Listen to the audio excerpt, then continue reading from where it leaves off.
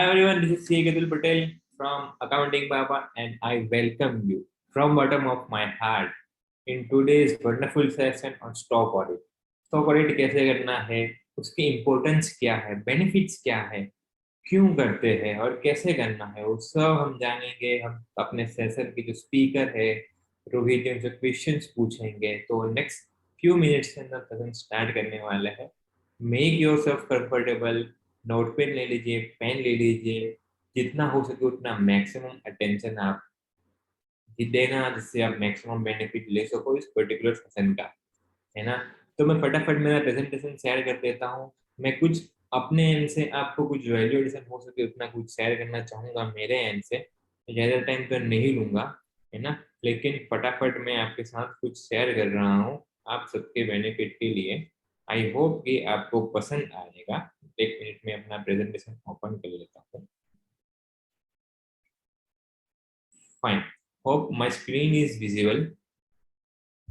तो आज का हमारा टॉपिक जैसे कि हम सबको पता है कि स्टॉक ऑडिट है। हम सब कौन है? हम सब अकाउंटिंग प्रोफेशनल है, हम लोग फिनांस प्रोफेशनल है।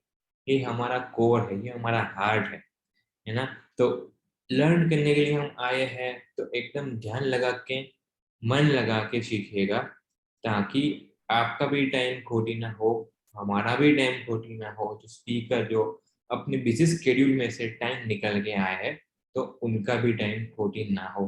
ट्राई करिए कि मैक्सिमम अटेंशन दे पाए और सबसे इम्पोर्टेंट लास्ट तक बने रहे, है ना। लास्ट तक बने रहे। रिकॉर्डिंग काफी लोगों की रिक्वेस्ट होती है कि यार मैं रिकॉर्डिंग देख लूंगा बाद में, लेकिन जो लाइव में नहीं देख पाते ना वो रिकॉर्डिंग भी नहीं देखते। तो जितना हो सके प्लीज अटेंड लाइव ही करिएगा ना। अभी सबसे इम्पोर्टेंट क्वेश्चन मैं आप लोगों से पूछना चाहूंगा कि आप क्यों करना चाहते हो, आप क्यों ये वेबिनार अटेंड कर रहे हो ना।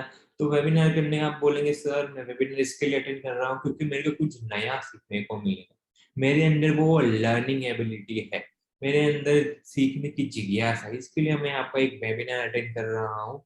आप नॉलेज शेयरिंग सेशन डाल रहे हो तो मैं अटेंड कर रहा हूँ, है ना। तो मैं पूछूंगा आप ठीक है आपने नॉलेज ले लिया, उसका आप क्या करोगे, है ना। तो आप बोलेंगे सर उससे मैं अपने आप को अपग्रेड करूंगा, मैं मेरी कंपनी में नॉलेज अप्लाई करूंगा जिससे मेरे को ज्यादा सैलरी मिलेगी, है ना, जिससे ज्यादा मेरे को पैसे मिलेंगे, मैं अपने करियर में ग्रोथ कर पाऊंगा ना। तो वो रीजन है जिससे आप वेबिनार अटेंड कर रहे हैं। अभी एक हम लोग क्या है कि अकाउंटिंग फर्मा के अंदर कंपनीज को हेल्प करते हैं अच्छा अकाउंटेंट फाइंड करने के लिए। तो काफी सारे अकाउंटेंट्स आते हैं, सीए आते हैं, सीएमए आते हैं हमारे पास कि बोले सर आप मेरे को जॉब लगवा दो, है ना। मंथली अगर मैं बात करूँ तो मेरे पास कम से कम 400 से 500 बच्चे आते हैं कि जो जॉब ढूंढ रहे हैं, है ना। लेकिन मेरे पास उनके लिए जॉब तो है, लेकिन मैं उनमें से 10% लोगों को ही हायर करा पाता हूँ। अगर मेरे पास 500 लोग आते हैं तो मैं 50 लोगों को ही रिक्रूट करा पाता हूँ ना। बाकी के जो 450 लोग हैं, बाकी के जो 90% लोग हैं उनको मैं हायर नहीं करा पाता या फिर उनको एक्सपेक्टेड जो सैलरी है वो नहीं दिला पाता। क्या रीजन है? तो there is only one reason जो सबसे ज्यादा इम्पोर्टेंट है, उनकी टेक्निकल स्किल्स। काफी बार आपने देखा होगा कि कोई एक पर्सन 10 साल से 15 साल से 20 साल से एक ही जगह पे काम कर रहा है, एक ही काम कर रहा है, लेकिन उसको अकाउंट्स में फाइनलाइजेशन नहीं आता, उसको जीएसटी के अंदर रिकंसाइल नहीं करना आता, उसको टीडीएस के अंदर सिर्फ रिपोर्ट्स प्रिपेयर करना आता है, वो टैक्स भरना नहीं जानता, या फिर खुद रिटर्न नहीं फाइल कर सकता, या फिर ऑडिट में कुछ ज्यादा नहीं कर सकता। तो यही रीजन है कि आप अपना ग्रो क्यों नहीं कर पा रहे हो, आपका ग्रोथ क्यों नहीं हो रहा है। 90% of people don't get that desire salary. आप में से भी जो भी जॉब में होंगे उनकी भी मोस्टली लोगों की कंप्लेन होगी कि यार सर मेरे को ना जॉब में सैलरी कम मिल रही है ना? तो एक ही रीजन है कि आपका लर्निंग कम हो रहा है, आप अपनी टेक्निकल स्किल्स के ऊपर कम ध्यान दे रहे हो, है ना। अभी मैं आपको मेरे एक्सपीरियंस के हिसाब से 3 सक्सेस फॉर्मूला बताऊंगा कि जो आपके अकाउंटिंग करियर में ग्रो करने में बहुत हेल्प करेगा, है ना। As you can see on the screen, 3 चीजें हैं। नंबर 1 में बोलूंगा एक्सपीरियंस, वो तो टाइम के साथ आता है, उसके अंदर मैं या आप कुछ नहीं कर पाएंगे। जैसे जैसे टाइम जाएगा उतना एक्सपीरियंस बढ़ेगा। उसके बाद में सेकंड इंपॉर्टेंट चीज है स्टेबिलिटी, है ना। तो स्टेबिलिटी कैसे आएगी? Stability is a mental state. Stability तभी आएगी जब आपका मेंटल स्टेट वो कहता है कि यार मेरे को हर साल हजार हजार रुपए का इंक्रीमेंट लेके हर कंपनी नहीं चेंज करनी, अलग अलग कंपनी में काम नहीं करना, मैं एक ही कंपनी में काम करूंगा लेकिन ऐसा काम करूंगा कि वो कंपनी सामने से मेरे को इंक्रीमेंट दे, है ना।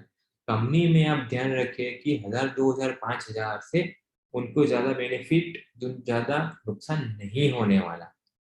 अगर आप कोई कंपनी में काम कर रहे हो और वो अगर आपको सैलरी बढ़ा के नहीं दे रहा, तो again that is your problem not their problem, कि उनका बजट नहीं है, वो नहीं है। आपकी स्किल्स जो है वो सफिशिएंट नहीं है, उनको आपका वैल्यू एडिशन उनसे ज्यादा नहीं लगता जो आप वो पे कर रहे हैं, इसके लिए वो आपको ग्रो नहीं दे रहे हैं, ग्रोथ नहीं दे रहे हैं, सैलरी हाइक नहीं दे रहे हैं। So rather than pointing the fingers to the company, to the directors, see within yourself कि आप कैसे अपने आप को इम्प्रूव कर सकते हो, आप कैसे वैल्यू एडिशन कर सकते हो। अगर आप अकाउंट्स देखते हो तो कैसे फाइनलाइज कर सकते हो, कैसे रिपोर्ट्स प्रिपेयर कर सकते हो, मैनेजमेंट को जो बेनिफिट हो, तो उस हिसाब से आप अपनी लर्निंग पे ध्यान दीजिए, है ना। जो हमारा सबसे तीसरा इम्पोर्टेंट मैटर है, लर्निंग। अकाउंटिंग के अंदर आपको अगर आगे बढ़ना है, कम साल के एक्सपीरियंस के अंदर ज्यादा सैलरी चाहिए, तो लिख लो, मार्क माय वर्ड, आज मैं रिकॉर्डिंग में सबके सामने बोल रहा हूँ कि लर्निंग इज ओनली थिंग कि जो आपको कम एक्सपीरियंस के अंदर ज्यादा सैलरी देने के अंदर हेल्प करेगा, उसके अलावा कोई ऑप्शन नहीं है। हम क्या है? हम सर्विस प्रोवाइडर्स है, हम कोई गुड्स नहीं बेच रहे, हम लोग अपना दिमाग जो है वो अप्लाई करके दूसरों की हेल्प कर रहे हो, उसको हम पैसे उससे हम ले रहे हैं, है ना। तो जैसे ही हम अपना दिमाग साफ करेंगे, हम मैक्सिमम कंट्रीब्यूशन कर पाएंगे, ज्यादा कंपनी को वैल्यू एडिशन दे पाएंगे और उसके हिसाब से ज्यादा सैलरी मांग पाएंगे, है ना। तो ये थंब रूल है, लिख लो। अगर आप सीए हो, अकाउंटेंट हो, मेक श्योर कि आप अपने आप को रेगुलर बेसिस पे इम्प्रूव करो, अपने टेक्निकल स्किल्स बढ़ाओ। तो आप बोलेंगे सर आप जो बोल रहे हो ना मेरे को पता है ना, ऐसा कुछ मैंने कुछ नया तो नहीं बता दिया कि आप जितना सीखोगे उतना ज़्यादा आपको पेमेंट मिलेगा, उतना ज़्यादा आपकी वैल्यू बढ़ेगी, उतना वैल्यूएशन आप कर पाओगे, अल्टीमेटली जो मनी मैटर्स, है ना। तो टेक्निकल स्किल्स से ही आएगा और लर्निंग से ही आएगा। तो सर आप बोल रहे हो तो ठीक है, लेकिन करे कैसे, है ना। तो यूट्यूब पे तो काफ़ी सारी चीज़ें अवेलेबल ऑलरेडी फ्री में है ही, काफ़ी सारे कोर्सेज भी फ्री में है, लेकिन जो फ्री में होता है ना, हमारी हमको जो चीजें फ्री में मिलती है ना, तो उसकी हमको वैल्यू नहीं होती। So what I will suggest, if you are accountant, अब सीनियर अकाउंटेंट हो, junior accountant, doesn't matter, accounting baba is doing a wonderful course on advanced accounting with limited students in every batch, 15 से 20 students का, 15 to 20 days का ही batch रहता है, hardcore training होती है, उसके बाद में लाइफ टाइम सपोर्ट मिलता है ना। क्यों आपको ट्रेनिंग लेनी चाहिए? मैंने आपको समझाया, आपको क्या सीखना है, आपको जीएसटी सीखना है, आपको अकाउंटिंग सीखना है, आपको टीडीएस सीखना है, आपको ऑडिट सीखना है, आपको रिटर्न फाइलिंग सीखना है। Everything is bundle in this particular training.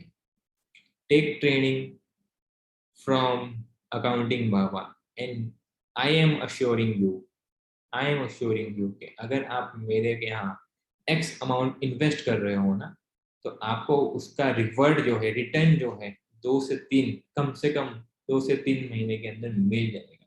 उसके बाद का जो प्रॉफिट है वो आपका, है ना। हमने जो भी स्टडी की है, हमने 5 साल स्टडी की, 10 साल स्टडी की, 12 साल 15 साल स्टडी किया, क्यों? क्योंकि उसके बाद में हमको जॉब चाहिए या फिर हम लोग खुद का कुछ बिजनेस कर रहे हैं, है ना। तो ये 15-20 दिन जो ट्रेनिंग के अंदर आप इन्वेस्ट कर रहे हो, टाइम इन्वेस्ट कर रहे हो प्लस कॉस्ट इन्वेस्ट कर रहे हो, तो उसका benefit I am assuring you once again कि बेनिफिट नेक्स्ट कमिंग, कॉस्ट तो आपका 2 या 3 महीने में कवर हो जाएगा, पर इसका बेनिफिट आपको सालों साल तक मिलेगा, है ना। तो आप बोलोगे कि ठीक है सर, ट्रेनिंग ले लेंगे, क्या फायदे होंगे, आपसे ट्रेनिंग क्यों लें। अकाउंटिंग बाबा लिमिटेड बैचेस रन करता है लिमिटेड स्टूडेंट्स के साथ, तो हम लोग उनको हैंड होल्डिंग सपोर्ट दे पाते हैं, इंडिविजुअल अटेंशन दे पाते हैं। हम लोग बल्क में ट्रेनिंग नहीं देते, हम लोग इंडिविजुअल ट्रेनिंग देते हैं, है ना। सबसे इम्पोर्टेंट चीज, आप मार्केट में जाओगे ना तो आपको सॉफ्टवेयर सिखाएगा, वो आपको टैली सिखाएगा, हम आपको टैली नहीं सिखाते। Of course Tally is the base, but we make sure कि आपको बेसिक एंट्री भी आए ना। कंपनी हमको कंप्लेन करते हैं कि यार सॉफ्टवेयर तो आता ठीक है लेकिन उसको एंट्री ही नहीं आती, है ना। तो वी मेक श्योर कि what is the requirement of a company, what is the market gap, उसके अकॉर्डिंग ही हम आपको ट्रेन करते हैं। Again life long support learning का हम लोग देते हैं, रेगुलर बेसिस पे हमारे ऑडिट के ऊपर, जीएसटी के ऊपर वेबिनार्स, एक्सेल के ऊपर रेगुलर बेसिस पे चलते रहते हैं। तो अगेन अगर आप जुड़ रहे हो मेरे साथ, हमारी टीम के साथ, अकाउंटिंग बाबा के साथ, तो आपको एक प्लेटफॉर्म मिलता है जहां से आप फ्री में रेगुलर बेसिस पे अपने आप को अपग्रेड कर पाओगे। फोर्थ पॉइंट सबसे इम्पोर्टेंट, रिक्रूटमेंट एंड रिकमेंडेशंस। काफी सारी कंपनीज हमारे पास आती है कि हमको कोई ट्रेंड पर्सन दे दो, किसी को फ्रेशर हायर करके उनको ट्रेनिंग नहीं देना। एवरीवन वांट्स किया मेरे को ट्रेन बंदा दे दो जो जिसको मेरे को सिखाना ना पड़े, है ना। तो काफी सारी रिक्वायरमेंट मेरे पास होती है, तो इजीली मेरा मेन काम रिक्रूटमेंट का है, तो इजीली मैं आपको कहीं ना कहीं आपकी रिक्वायरमेंट के हिसाब से पोस्ट कर पाऊंगा। अगेन लाइव लेक्चर्स भी होंगे, ऑनलाइन लेक्चर्स भी होंगे, फिजिकल लेक्चर्स भी होंगे और रिकॉर्डेड लेक्चर्स भी होंगे, है ना। सो आई विल अगेन रिक्वेस्ट, आपके रेफरेंस में कोई भी पर्सन हो कि जिनको अकाउंटिंग में अपग्रेड करना हो, अकाउंटिंग में आगे बढ़ना हो, चाहे या फिर वो आपका फ्रेंड हो या फिर आपका कलीग हो, tell him to reach out to accounting बाबा। हम लोग आपको हैंड होल्डिंग सपोर्ट देंगे अपने अकाउंटिंग करियर में, कैसे आप आगे बढ़ सकते हो, 2 महीना 6 महीने के बाद कैसे आप सैलरी हाइक ले सकते हो, पूरा थ्रू आउट गाइडेंस हमारी एक्सपर्ट की टीम आपको देगी। क्या करना है आपको, जो स्क्रीन पे मोबाइल नंबर दिया गया हुआ है 9016222107, वो नंबर पे आपको फोन करना है और फोन करके ट्रेनिंग की इंफॉर्मेशन लेनी है। वंस अगेन 9016222107, इसके ऊपर आपको फोन करना है। नाउ सेशन के ऊपर आते हैं। Again thank you so much for patience listening.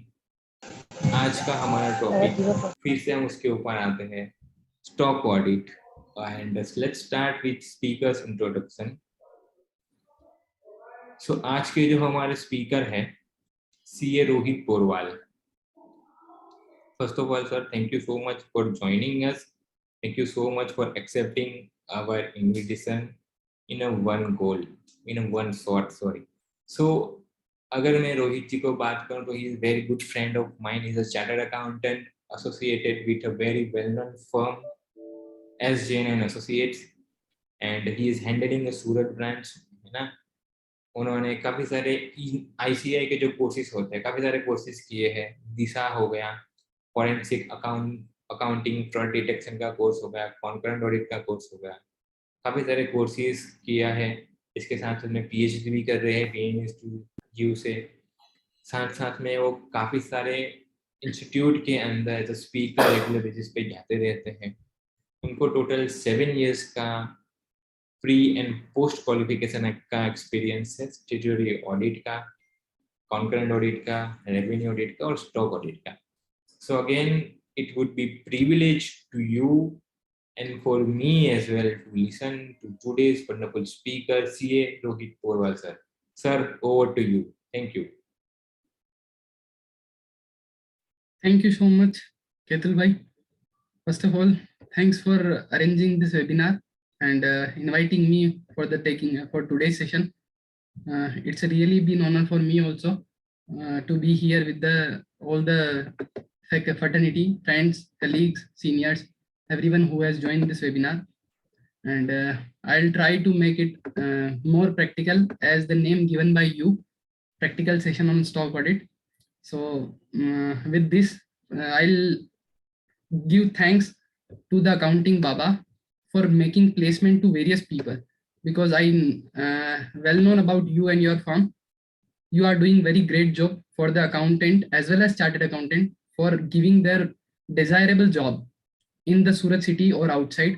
So it's great. You are doing a great job for everyone. And I'll also request everyone ki at whatever point you required, you can connect with the accounting Baba or Ketul sir, or you can connect me to refer your name to a good firm or companies. So it will be actually become easy for you to connect with the companies where you want your desired job. So without wasting the time, and you already wait for 10 minutes, I'll directly shift to the session. To start the session, Ketulji, I am just presenting, sharing my screen.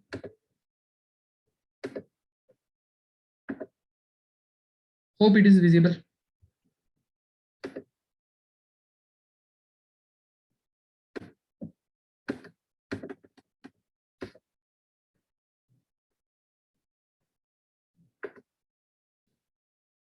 Just a second.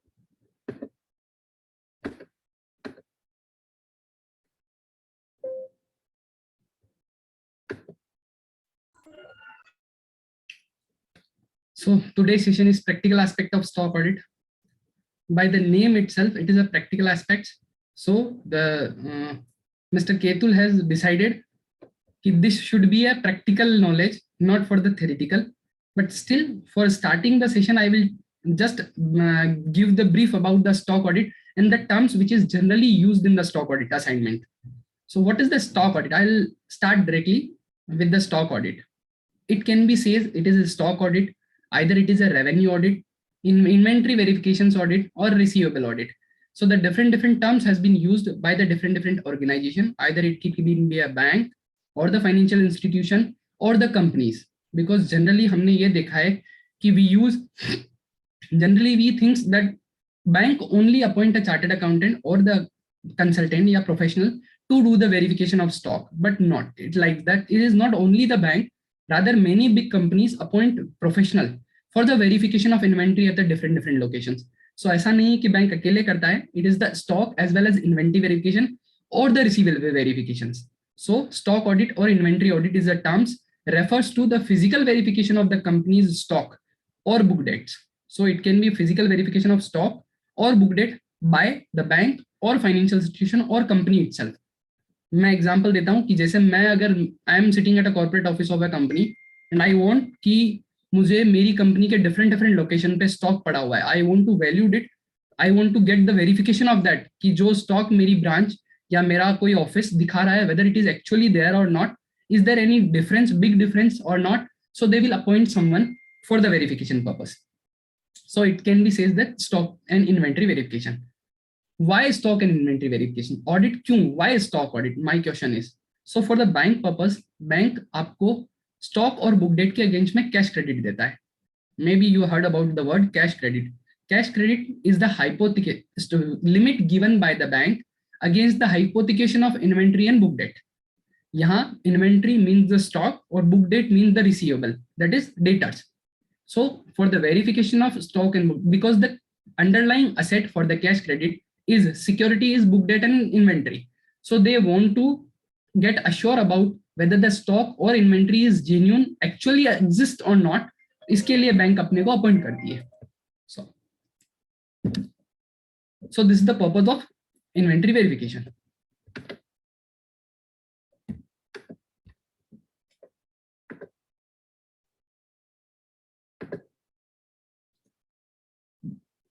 The term stock audit in the context of bank refers to verification and valuation of entire bundle of current asset. I can say current asset includes stock or book date. Generally, it consists of two things because these are the hypothecation underlying asset for the bank for the granting of fund in form of cash credit. So the value verification and as well as verification as well as valuation of current asset as well as current liability. Now what bank wants to confirm, that is accuracy of stock statement. Secondly, calculation of drawing power, क्योंकि हर महीने bank अगर cash credit account देती है तो bank wants as per the sanction terms and condition, bank चाहती है कि आप एक मंथली स्टॉक स्टेटमेंट सबमिट करें जहां आप अपने हर मंथ के एंड पे एवरेज स्टॉक आप बैंक को सबमिट करें, जिसके बेसिस पे वो आपकी ड्रॉइंग पावर कैलकुलेट करेगा. तो party customer himself calculate the drawing power and submit to the bank. अब जो बैंक को दिया गया है, whether it is correct or not, whether it is calculated perfectly as per the requirement of bank or not, ये verification करने के लिए कि जो दिया है वो बराबर है या नहीं है, bank appoints an outsider agency और consultant which is the chartered accountant generally और द कॉस्ट अकाउंटेंट देयर में भी. तो चार्टर्ड अकाउंटेंट और कॉस्ट अकाउंटेंट को इसके लिए अपॉइंट किया जाता है कि आप वेरिफिकेशन करके आइए कि जो भी इन्होंने हमको स्टॉक स्टेटमेंट सबमिट किया है वो बराबर है या नहीं है, whether the amount showing in the stock statement is perfect or not, is there any diversion, diversification of that, please report it to us so that the corrective action can taken on timely basis. So this is the main purpose of stock audit.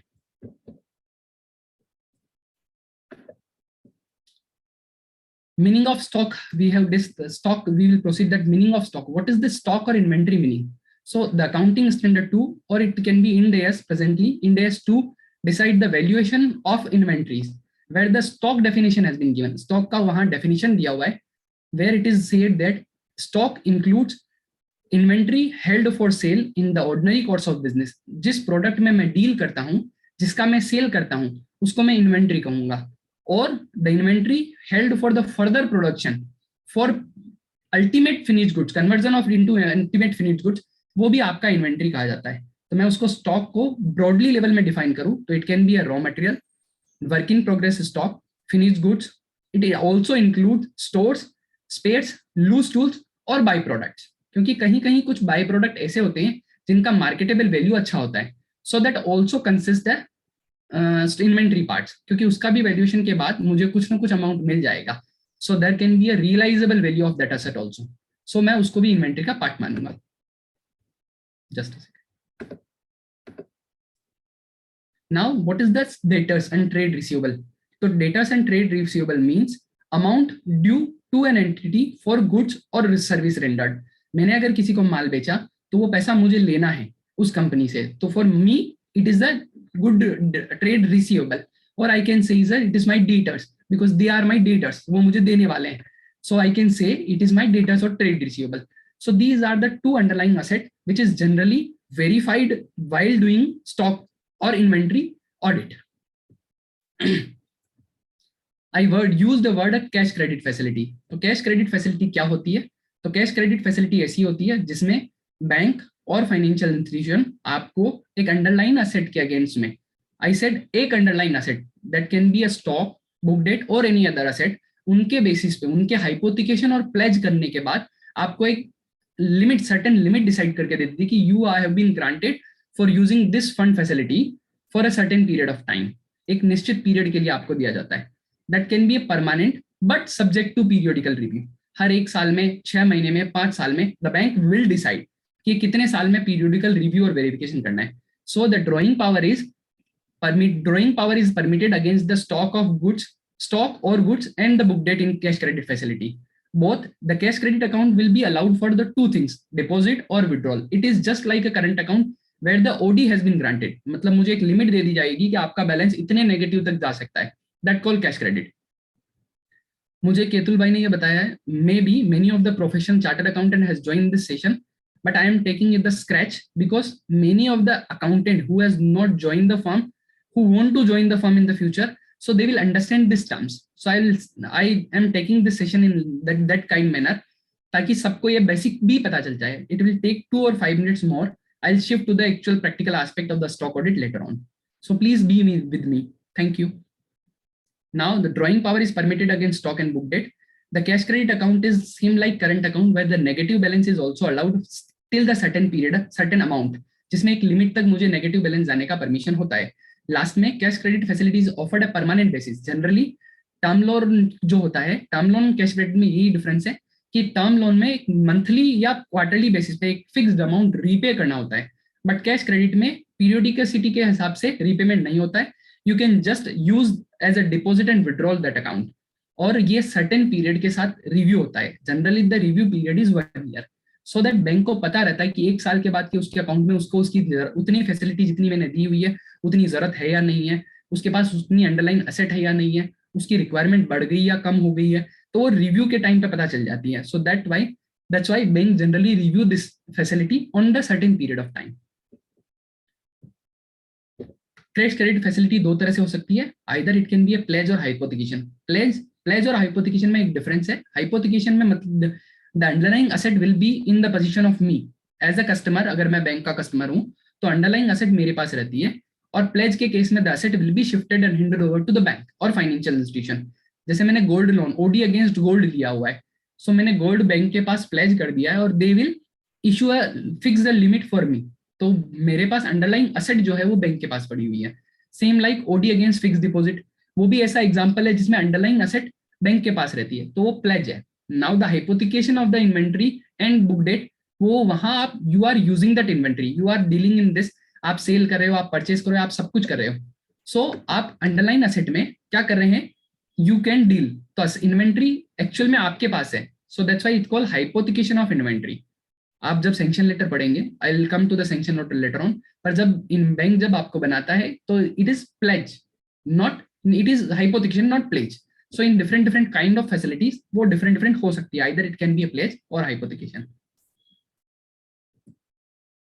Now what is the process of audit and why stock audit? I will ask 2-3 question. आप में से कोई बताएगा? It will B interactive if you will answer me in this chat. आप बोल सकते हैं केतुल भाई, यू कैन अनम्यूट, और जो भी कनेक्ट करना चाहता है they can reply me in chat also, ताकि इस सेशन को थोड़ा इंटरेक्टिव बना पाए। You may be wrong because no one can perfect. आप अपना आंसर यहाँ दिखा सकते हैं। Stock audit, I will start, whoever want to reply in chat.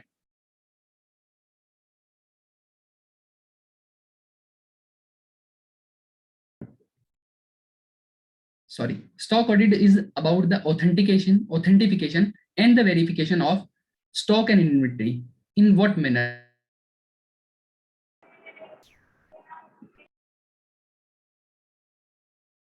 Okay, my mic was muted, now it is unmuted. Stock audit is about authentication या authenticity of quality, quantity, composition और valuation of inventory और receivable.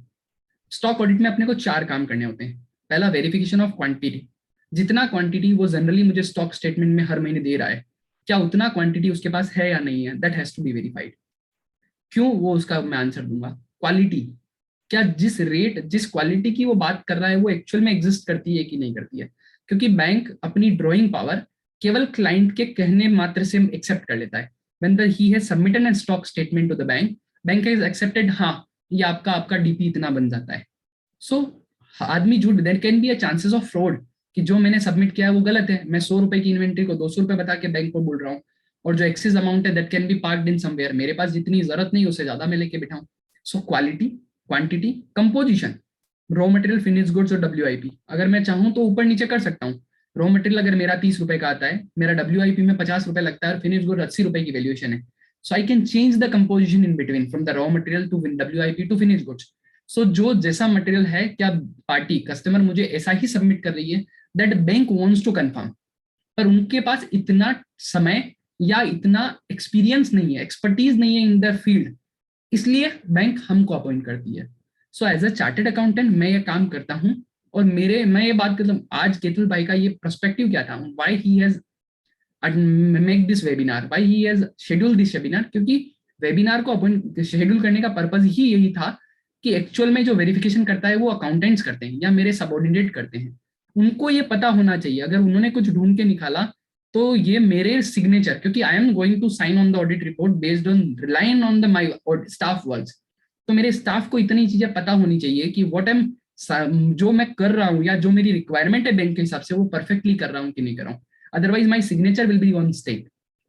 Okay, we'll proceed further. Now fourth point is valuation. Valuation means मेरे पास, मैंने ये बोला कि मेरे 100 quantity है मेरे पास, यस ओके है, आपने रॉ मटेरियल में भी दिखाया वो भी बराबर किया। नाउ वैल्यूएशन, आपके पास कोई क्वांटिटी आ रही है, वो आपने ये बोल दिया कि मेरे पास इसका 25 रुपए में आया हुआ है अकॉर्डिंग टू, पर एक्चुअल में आपके पास वो 10 रुपए से आया हुआ है। टेक एन एग्जाम्पल, क्योंकि आपने तो लिख दिया, बैंक ने कोई डॉक्यूमेंटेशन प्रूफ तो मांगा नहीं आपसे कि आप परचेज बिल ला के दीजिए मुझे, you had said it it 25, उन्होंने मान लिया। बैंक बोल रही है कि पार्टी मेरे से झूठ भी बोल सकती है, तुम जाके चेक करके आओ। So this is the purpose we have been appointed और given the stock audit assignment. हो सकता है सबको समझ में आया। If anyone has query right now please ask me freely.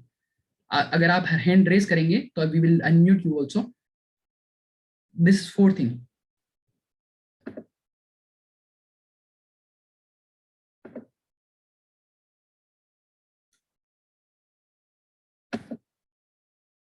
Princey, you can unmute yourself.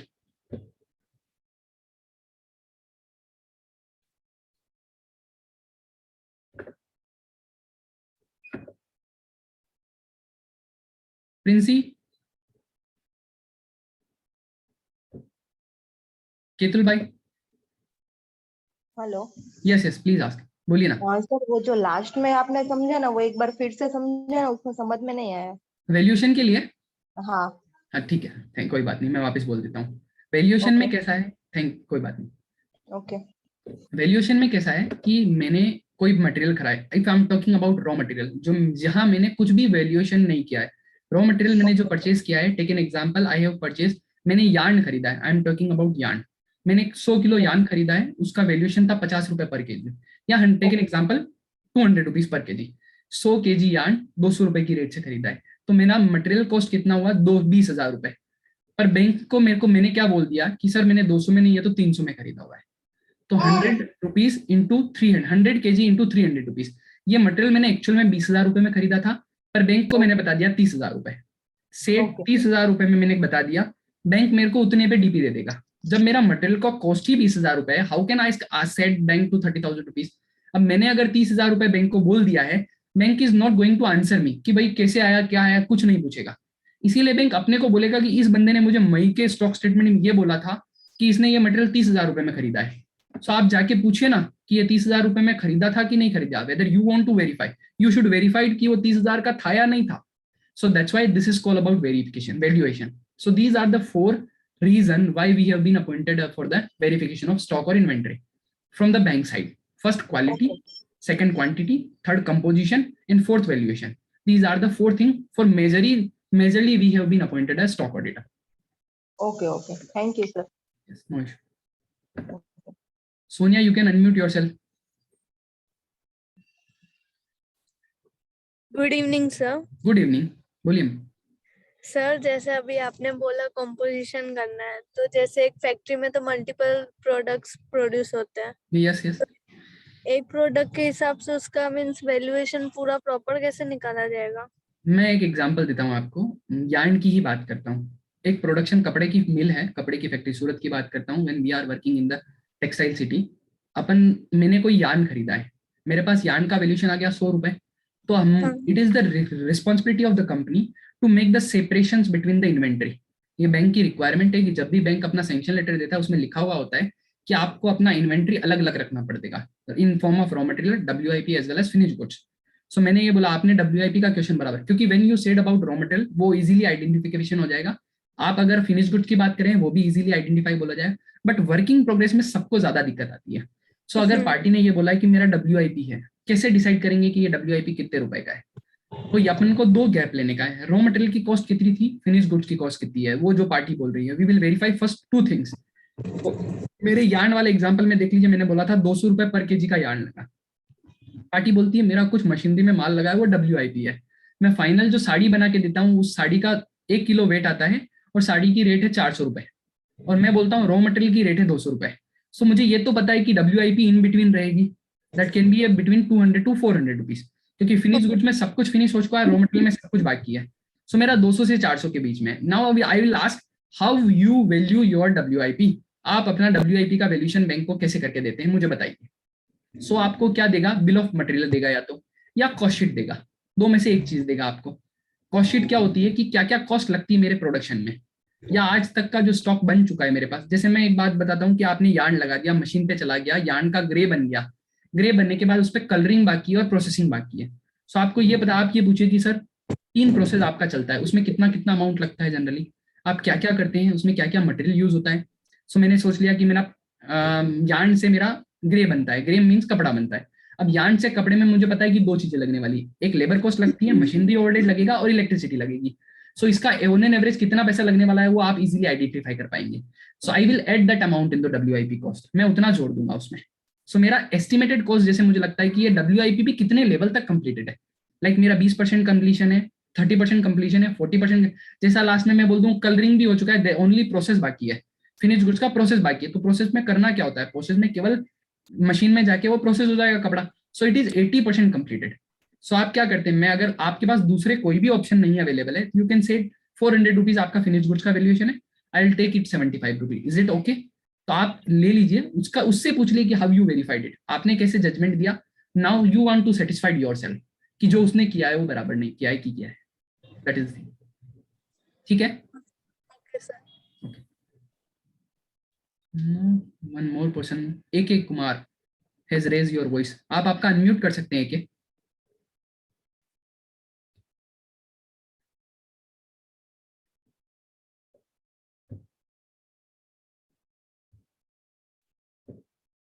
AK आप अपना माइक अनम्यूट करिए please. Okay, I will take you in last, आप बाद में पूछ लेते हैं जब तक अपना कर पाएंगे।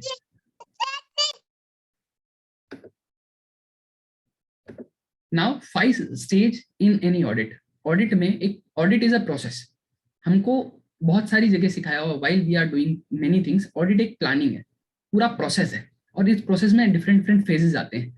सो उस फेजेस को समझना और उसी में काम करने में बहुत सही रहता है, अदरवाइज नहीं करूंगा तो आई विल बी मैशअप, मैं सब कुछ मैशअप कर दूंगा। तो मुझे मेरी प्लानिंग पहले करनी है, बिफोर स्टार्टिंग एनीथिंग मुझे मेरा ऑडिट प्लान बनाना चाहिए। तो उसका एक स्टेज है कि how to start and complete the audit. So first of all मैं क्या करूंगा, प्री एंगेजमेंट डिसाइड करूंगा। मेरे पास इट इज अ प्रोसेस कि बैंक आपको अपॉइंटमेंट कैसे देता है, बैंक या कोई भी कंपनी अपॉइंटमेंट देगी, अपॉइंटमेंट का आप रिप्लाई करिए, अपॉइंटमेंट में आप उसका एंगेजमेंट लेटर बनाएंगे कि सर मेरा स्कोप क्या है, मुझे क्या करना है, या अदर बैंक बोल देगी आपको, या आप बोलेंगे कि sir I will do this in my audit. पहला प्री एंगेजमेंट लेटर बना दीजिए, उसको दे दीजिए। Now understand the entities business, मैंने बोला ना पहले, मैडम का एग्जांपल लेने से पहले मैंने बोला कि I am doing audit of textile business. हर तरह के बिजनेस में वैल्यूएशन मेथड या ऑडिट वेरिफिकेशन की टेक्निक्स अलग अलग हो सकती है। So it is very important to understand the entities business कि वो करता क्या है, एंटिटी करती क्या है। नाउ जब मैं एंटिटी की बिजनेस समझ लेता हूँ, आई विल डू प्लानिंग कि मुझे इसका ऑडिट और वेरिफिकेशन करना कैसे है। So that is the fourth thing. Last एक और सब्सटेंटिव प्रोसीजर, मुझे क्या क्या प्रोसेस लगानी चाहिए। मैं वहां जाने से पहले डिसाइड करूंगा कि अगर मेरी टेक्सटाइल बिजनेस है तो मैं ये करना पड़ेगा, इस काइंड का स्टॉक मिल जाएगा मुझे, या ये होगा, ऐसी ऐसी वेरिफिकेशन टेक्निक लगा सकता हूँ। यू नीड टू प्लान, उसमें से कौन सा सेलेक्ट करना है, you need to decide later on. जब ऑडिट हो गई, सब्सटेंशियल प्रोसीजर आपने वहां इंप्लीमेंट कर दी, वहां जाने के बाद पहले सोचा फिर इंप्लीमेंट कर दी, you will get your result. Now it is time to report, आप रिजल्ट लेके उसका रिपोर्ट बना के दीजिए। रिपोर्टिंग के टाइम पे whatever the observation you have identified, just need to make, आपको अपने स्टेक होल्डर को, those who have appointed you, आप उनको कन्वे करना है। So it is the assignment inventory audit. आपको इन्वेंट्री ऑडिटिफिकेशन में केवल एक ओपिनियन देनी है कि सर हमारे हिसाब से आपकी कैलकुलेशन इतनी आती है। Now the whatever action has to be taken by the bank or the company, they will take. So this is the way. Now अभी मैं पूछता हूं कि need of stock audit, क्या जरूरत है स्टॉक ऑडिट की, कोई बोलेगा क्यों जरूरत है? आप में से कोई एक बताएगा तो अच्छा लगेगा। Anyone can raise his hand ना?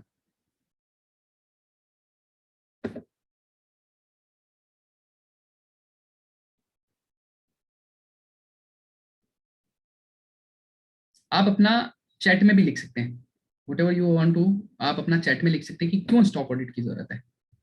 मैं आपको बोला था स्टॉक ऑडिट की जरूरत क्यों है, क्योंकि बैंक आपको जो लिमिट देती है कैश क्रेडिट फैसिलिटी, वो आपके बिलीफ पे दे देती है, पार्टी के बिलीफ पे दे देती है कि कस्टमर ने इतना बोला मैं उसको इतना ग्रांट कर देता हूँ।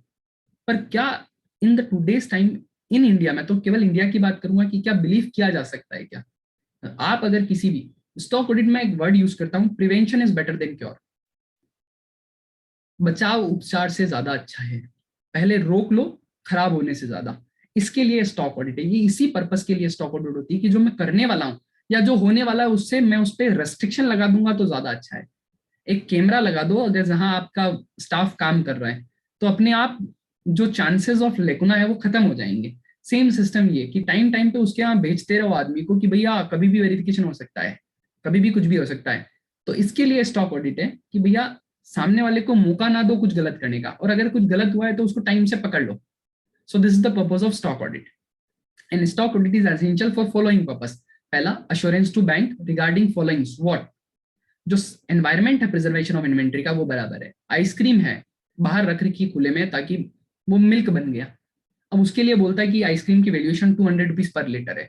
अरे कौन बेचेगा इसको, 3 दिन 2 दिन बाहर खड़ा रह जाएगा तो खराब हो जाएगा।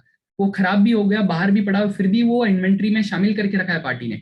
सो ऐसा नहीं हो, इसके लिए क्या करने का, पार्टी ये देखती है कि एग्जिस्टेंस ऑफ इन्वेंट्री बराबर है या नहीं, सुटेबल एनवायरमेंट मिला है कि नहीं मिला, रिस्पॉन्सिबल पर्सन उसके सेफगार्ड के लिए है या नहीं है, कोई इन्वेंट्री ऐसी ऑब्सोल्यूट तो नहीं होगी जिसको मैं अभी भी उसी वैल्यू पे दिखा रहा हूँ। जैसे मेरा धागा है, खराब हो चुका है, टूट गया है बीच में, फिर भी मैं तो बैंक ऑडिट के बैंक के पर्पज पे तो अरे सर वो तो 100 रुपए का पूरे का पूरा है, it is market not marketable now, वो बिल्कुल वेस्ट के भाव में जाएगा और आप उसको 100 रुपए की रेट से इसका दो। तो वेदर इट इज ऑब्सोल्यूट और मूवेबल, ये भी आइडेंटिफाई करनी है। बैंक हमको चाहता है कि तुम जाके वेरीफाई करो इसको, whether the safeguard against fire and natural calamity is maintain और नॉट। इसका मतलब है कि आपने इंश्योरेंस लेके रखा है या नहीं रखा है। लुकिंग टू द टाइम, मैं ज्यादा स्लाइड को फोकस नहीं करूंगा, I will go with the practical experience कि हमको करना क्या है। मैं फिजिकल नीड ऑफ स्टॉक में लाइन बाय लाइन आपको पीपीटी नहीं दिखाऊंगा, I will share with the Ketul भाई, he will share in the group, you can read it, ये आपके डिटेल के लिए, because whatever I am saying it will by default cover in this PPT. मैं इसीलिए थोड़ा सा स्पीड बढ़ाऊंगा, because looking to the time there will be delay और I will not be able to cover the whole things which I want to deliver। मैं चाहता हूं कि आज आपको सब मिले ताकि आप अगली स्टॉक ऑडिट में कभी जाएं तो आप शायद कुछ अच्छा कर पाए। I will try my best. Now need of inventory के लिए मैं बोलूंगा फिजिकल इन्वेंट्री, जो मैं ये बोला कि स्टॉक स्टेटमेंट में जो भी पार्टी ने दिया है वो उतना है या नहीं, एवरेज मेंटेन होता है या नहीं, ये वेरिफिकेशन हमको करना है। जो इन्वेंट्री अपने को दी है वेदर इट इज रियलाइजेबल और नॉट, वो कैश में हो पाएगी, कन्वर्ट हो पाएगी कि नहीं पाए। मान लीजिए बैंक ने 1 लाख रुपए का इन्वेंट्री प्लेज किया हुआ है, हाइपोथिकेशन किया हुआ है, पार्टी ने बोला कि सर मेरे पास तो 1 लाख का है, मैं उसको बेचने जाऊं तो 50,000 नहीं आएगा। अगर नहीं आया तो पार्टी क्या बोलेगी, सर मेरे पास तो जो है वो वही है। तो अल्टीमेटली बैंक अगर उसको बेचने जाएगी तो 50 या 40 ही आएगी। Bank has given A loan of ₹1,00,000, recovery 40-50 हजार रुपए की आएगी। उस केस में क्या होने वाला है, बैंक की रिकवरी कम हुई, there will be a loss to bank. So ऐसा नहीं हो, इसके लिए we need to verify realizable value as well as valuation of the inventory. Now the inventory is owned by the borrower or not। कितनी बार हमने practically ये देखा है कि some person is dealing in the job work, वो काम तो job work का करता है, खुद का भी काम करता है और जॉब वर्क का भी काम करता है। दोनों के केस में वो जॉब वर्क वाली इन्वेंट्री भी खुद की दिखा देता है। मेरा इन्वेंट्री 100 रुपीज का है, 50 रुपए मैंने जॉब वर्क के लिए आई हुई है, दोनों को मिक्स करके बोल दिया कि सर मेरी इन्वेंट्री तो 150 रुपीज है। So whether it is owned by me और not, that has to be verified you. आप ये क्या कैसे करेंगे, जब ऑडिट करेंगे तो आप इन्वेंट्री की age on date of visit, I will show the chart कि कैसे आपको वेरिफिकेशन करना है, मैं उसी टाइम पे इसको ले लूंगा। All sanctions terms and condition has been adhered to और नॉट, जैसा जैसा सैंक्शन में लिखा हुआ है आपको सबसे पहले चालू करने से पहले एक सैंक्शन नोट लेना पड़ेगा, उसके बेसिस पे आप ऑडिट करेंगे। तो उसकी जो जो कंडीशन है, बैंक ने जैसा जैसा बोला है कि आपको इस बेसिस पे हमने कैश क्रेडिट दी है, वो लाइन बाय लाइन फॉलो होनी चाहिए। इन्वेंट्री ऑब्सोल्यूट तो नहीं हो गई है, party periodical stock statement submit करनी थी कि नहीं करनी थी। There is a terms and condition in the stock sanction letter कि the borrower has to submit periodical stock statement to the bank. कितना कितना हर महीने के एंड पे स्टॉक इन्वेंट्री रहता है वो आपको सबमिट करना पड़ेगा। क्यों जरूरत है कि अगर नहीं करूंगा तो पार्टी का अकाउंट खराब हो, वही prevention is better than cure. Party का अकाउंट खराब हो जाएगा, there will be a fund diversion, कुछ अलग ही लिखा हुआ आ रहा है, actual position at the site जहां स्टॉक पड़ा हुआ है वो अलग ही और आपको कुछ भी दिया जा रहा है। कभी कभी ऐसा भी देखा गया है कि बिजनेस ही बंद हो चुका है, बैंक को पता ही नहीं है, बैंक ने फाइनेंस करके रखा है और रियलाइजेबिलिटी है ही नहीं। In that case Reserve Bank of India said the operation should be continue. जो भी पार्टी को आपने लोन दिया है, cash credit facility should be granted to those person दो हु आर डूइंग बिजनेस। जो लोग बिजनेस कर रहे हैं उन्हीं को कैश क्रेडिट देनी है और for the purpose of business देना है। सो अब ये वेरीफाई करना है कि बिजनेस भी चल रहा है कि नहीं चल रहा है। एग्जांपल देता हूँ, लास्ट टाइम हम लोग इस स्टॉक ऑडिट पे गए थे, हालत ऐसी थी कि ये स्टॉक इन स्टेचुरी ऑडिट पे गए थे और हालत ऐसी थी कि हमने स्टॉक ऑडिट कर दी एक पार्टी की। केस बता देता हूँ जस्ट आपको थोड़ा आइडिया, मुझे मेरे बागी आगे काम में आगे लेक्चर में आएगा। एक पार्टी थी जिसका लिमिट था, नाम नहीं बता सकता मैं, 16 करोड़ रुपए उसका लिमिट था। हर महीने स्टॉक स्टेटमेंट सबमिट करते जा रहे हैं। बैंक का एक रूल है generally, reserve Bank of India का, जितना आपका लिमिट दिया हुआ है आपको लिमिट उतनी ही मिली जाएगी जितना आपका एनुअल टर्नओवर है, उसका 1/5 या 1/4। जैसे मेरा 100 रुपए का मेरा स्टॉक पड़ा रहता है तो बैंक बोलती है मैं आपको 20 रुपए दे सकता हूँ, that call 1/5, 20% of the annual turnover, और इन सम केसेस इट में बी 25%। तो मुझे 100 रुपए का अगर स्टॉक है तो 25 रुपए का मुझे कैश क्रेडिट फैसिलिटी ले मिलती है। क्यों? क्योंकि जनरली बैंक अज्यूम करती है कि 90 डेज में आपका स्टॉक रियलाइज होके आ जाएगा। इन सम केसेस ये 90 दिन की जगह 180 दिन भी हो सकता है, डिपेंड ऑन योर वर्क, आप बिजनेस कैसा करते हैं। किसी किसी केस में अगर बैंक पार्टी को अगर ज्यादा पीरियड के लिए चाहिए आता है तो बैंक दे सकती है। अब दो पार्टी क्या करती है, मेरा जो क्लाइंट या हम लोगों का जो कस्टमर था, what was the business is, कोई मार्बल बिजनेस कर रहे थे, 3 सालों से उसका टर्नओवर जनरली उसकी 16 करोड़ की अगर लिमिट है तो बैंक एक्सपेक्ट करती है कि उसका turnover more and higher 64 crore और अबव होना चाहिए था, तो उसका टर्नओवर हो गया केवल 20 करोड़ रुपए। तो एक तो सैंक्शन टर्म्स एंड कंडीशन ये फेल होगी। दूसरा, अगर उसका 16 करोड़ का लिमिट है तो उसको 16 करोड़ का स्टॉक और बुक डेट रखना पड़ेगा। तो ठीक है, उसका डेटर्स तो कम था पर स्टॉक बहुत ज्यादा था, उसका स्टॉक था 15-16 करोड़ रुपए, इतना का इतना दिखाया हुआ था बंदे ने। लास्ट 3 सालों से इतना ही स्टॉक दिखाया हुआ, 16 करोड़ का टर्नओवर है और 20 करोड़ रुपए की सेल्स है। आप ये मान सकते हैं क्या? मुझे पहला डाउट मेरे या मेरी टीम को, आई विल से my team has done this job. उन्होंने क्या किया कि सर ये 16 करोड़ का टर्नओवर है, उन्होंने बिल्कुल बहुत सिंपल सी बात बोली मुझे कि सर इसमें कुछ देखने लायक है? मुझे तो ठीक नहीं लगता। 16 करोड़ का डीपी है, ड्रॉइंग पावर लेके रखा है, 15 करोड़ का स्टॉक देके रखा है और 3 सालों से 15 ही करोड़ रुपए है और टर्नओवर 20 करोड़ रुपए। मतलब 1 साल का स्टॉक खरीदता है 15 करोड़ का और 15 का बेच देता है, जितना पड़ा है उतना पड़ेगा पड़ा है।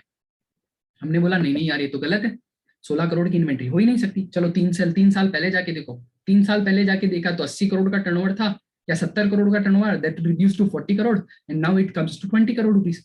सो बहुत सिंपल सा, क्योंकि हमारे स्टाफ ने स्टॉक ऑडिट खूब की हुई थी तो they have done this kind of verification in the books only. सब डाउट हुआ, बैंक को बोला नहीं नहीं सब स्टॉक ऑडिट हुई हुई है, तो मैंने बोला स्टॉक ऑडिट रिपोर्ट ला के दो। तो स्टॉक ऑडिट की रिपोर्ट में कोई क्वालिफिकेशन नहीं मिली हमको, पर कोई ऐसा भी थिंग्स नहीं मिला जिससे मुझे ये लगे कि ये स्टॉक ऑडिट रिपोर्ट अच्छी है। So we went to the verification, वहां जाके देखा तो कुछ भी नहीं है, वेरिफिकेशन किया तो स्टॉक आधा भी नहीं है। In that case bank has suffered a loss. फिर हमने उसके लिए फर्दर प्रोसीडिंग की, that account was classified as NPA in the further stage.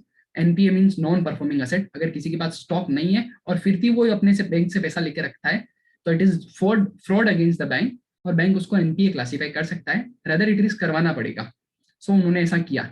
सो ऐसा हो सकता है कि बैंक विजिट किया, फिजिकल वेरिफिकेशन। अब मैं ये नहीं बोलूंगा कि जिस स्टॉक ऑडिटर ने ऑडिट किया उसने क्या किया था, आई विल नॉट से, क्योंकि ये क्या कभी कभी क्या होता है ना कि टाइप ऑफ स्टॉक ऑडिट या इन्वेंट्री उस पर भी डिपेंड करता है कि how you identify.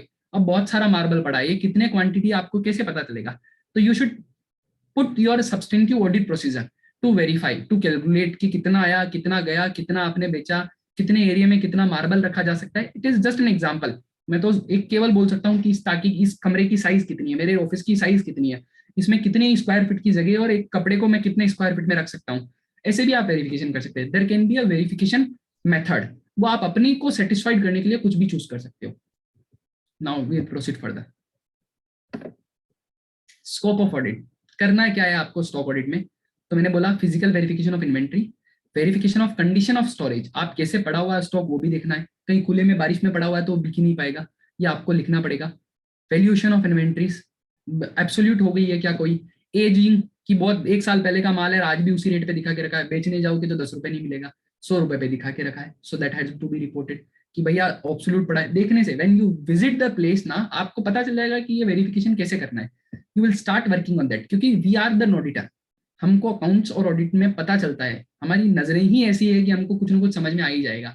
Once we will start कुछ ना कुछ समझ में आएगा, but at least we should have some experience. आज आपकी थ्योरेटिकल एक्सपीरियंस भी पता चल जाएगा कि क्या करना चाहिए आपको। मैं जाके देखूंगा, वेरीफाई करूंगा स्टॉक बराबर से रख रखा है नहीं रखा है, ऐसे ही फेंक रखा है मतलब वो मूवेबल नहीं है, डाल रखा है साइड में कॉर्नर में, तो ये देख के भी आप देख सकते हैं कि सर ये ऑब्सोल्यूट है।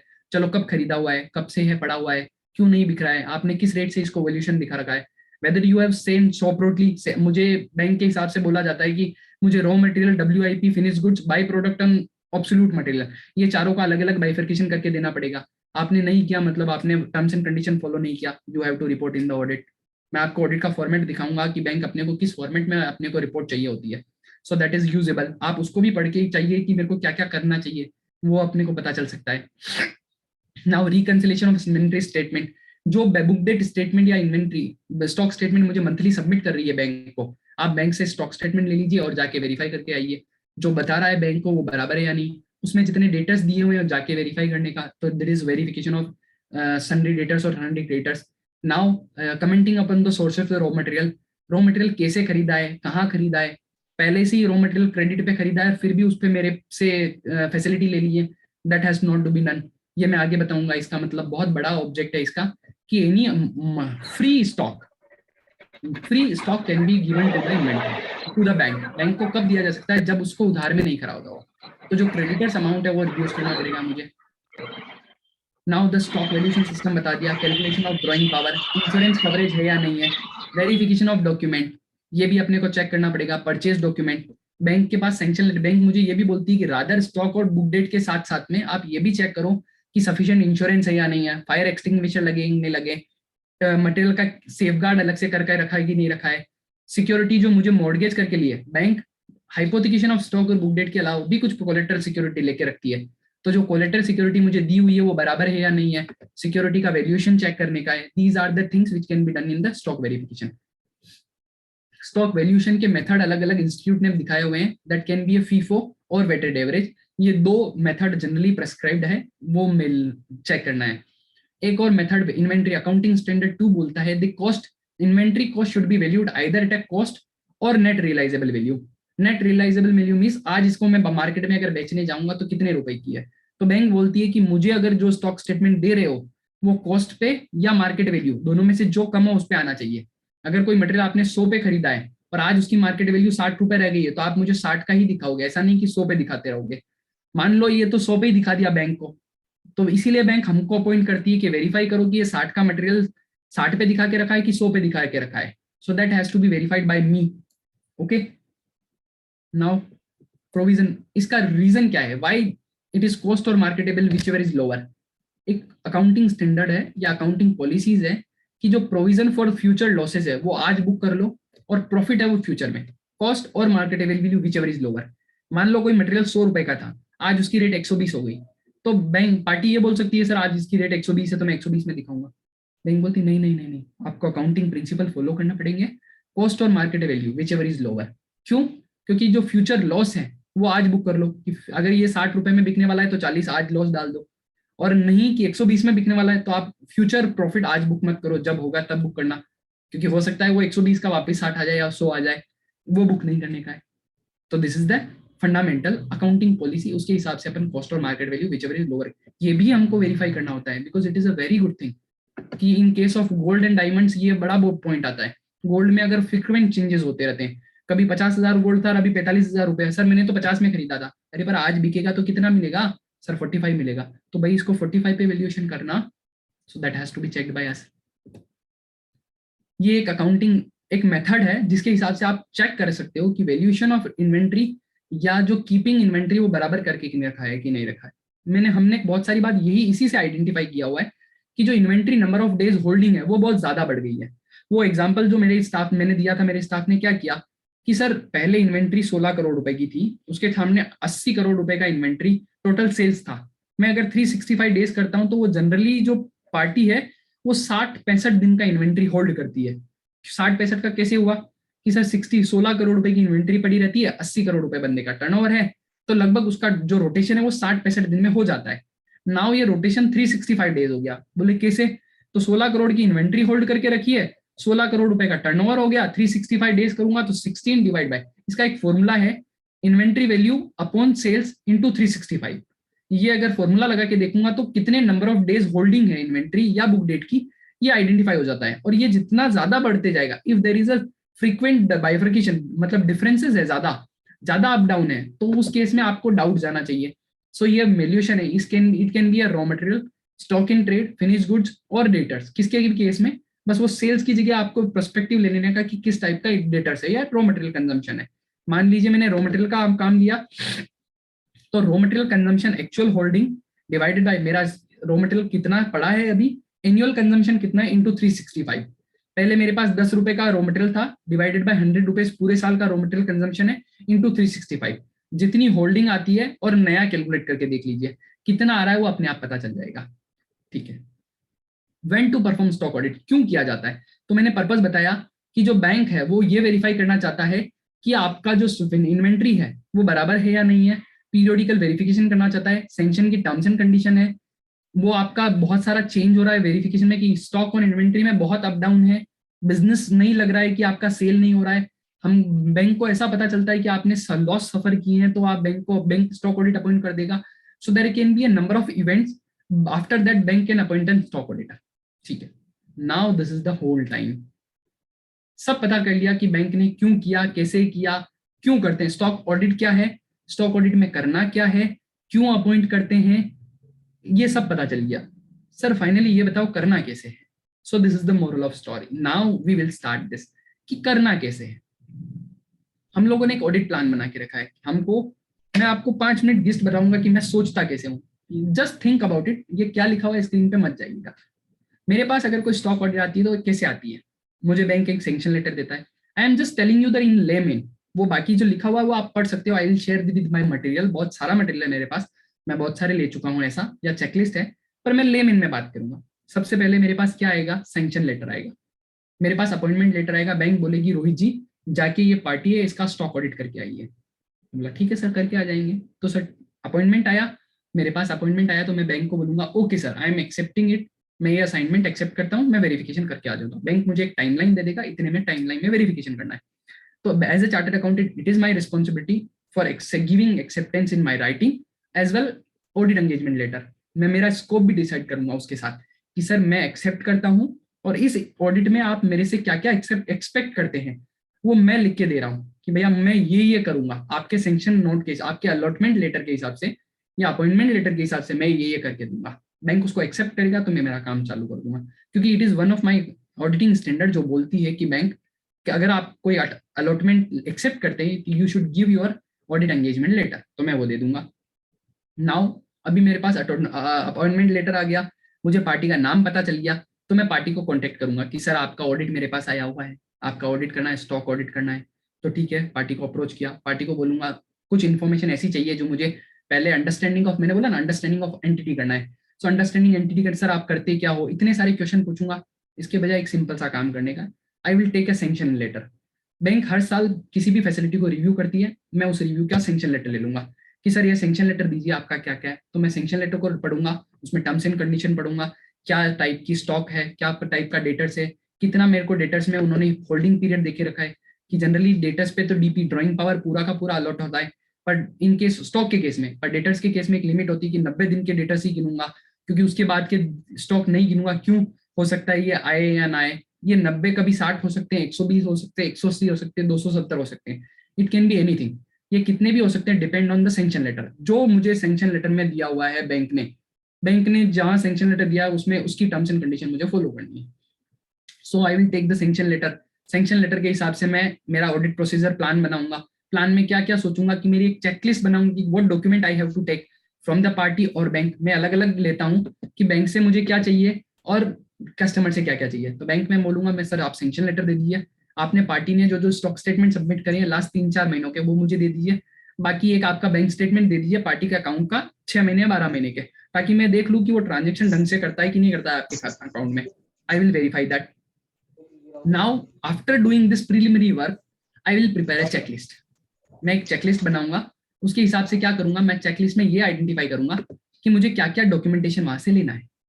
So I will prepare a checklist at my office based on your initial work, यानी मेरे इनिशियल वर्क के बाद में मैं ऑडिट प्लान बना लूंगा कि मुझे विजिट करनी है, वेरिफिकेशन करना है जाके और डॉक्यूमेंटेशन कर लेना है। तो I will plan for the visit and make a checklist of detail things to be verified.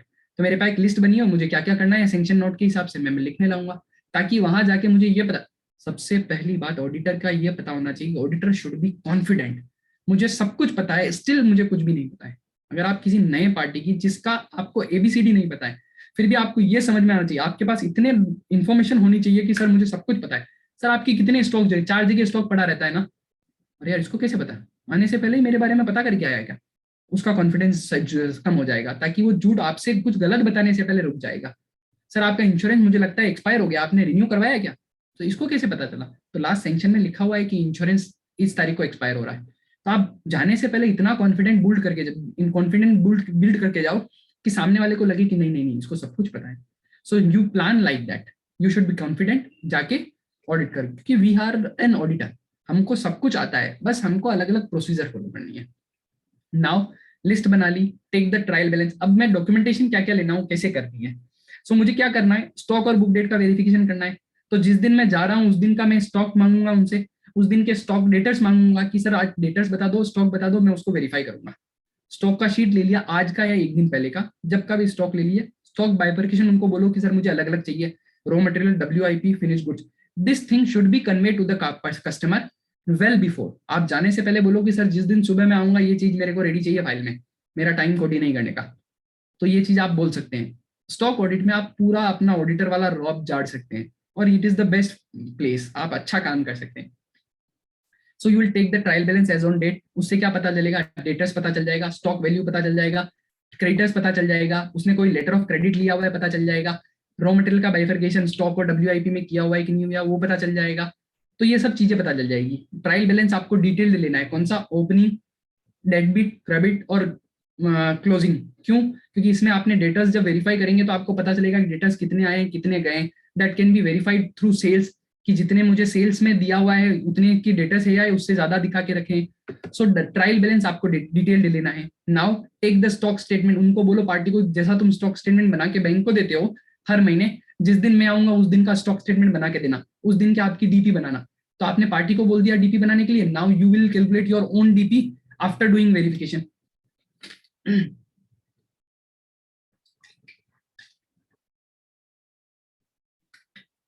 Sorry, आपने स्टॉक स्टेटमेंट ले लिया उस दिन का।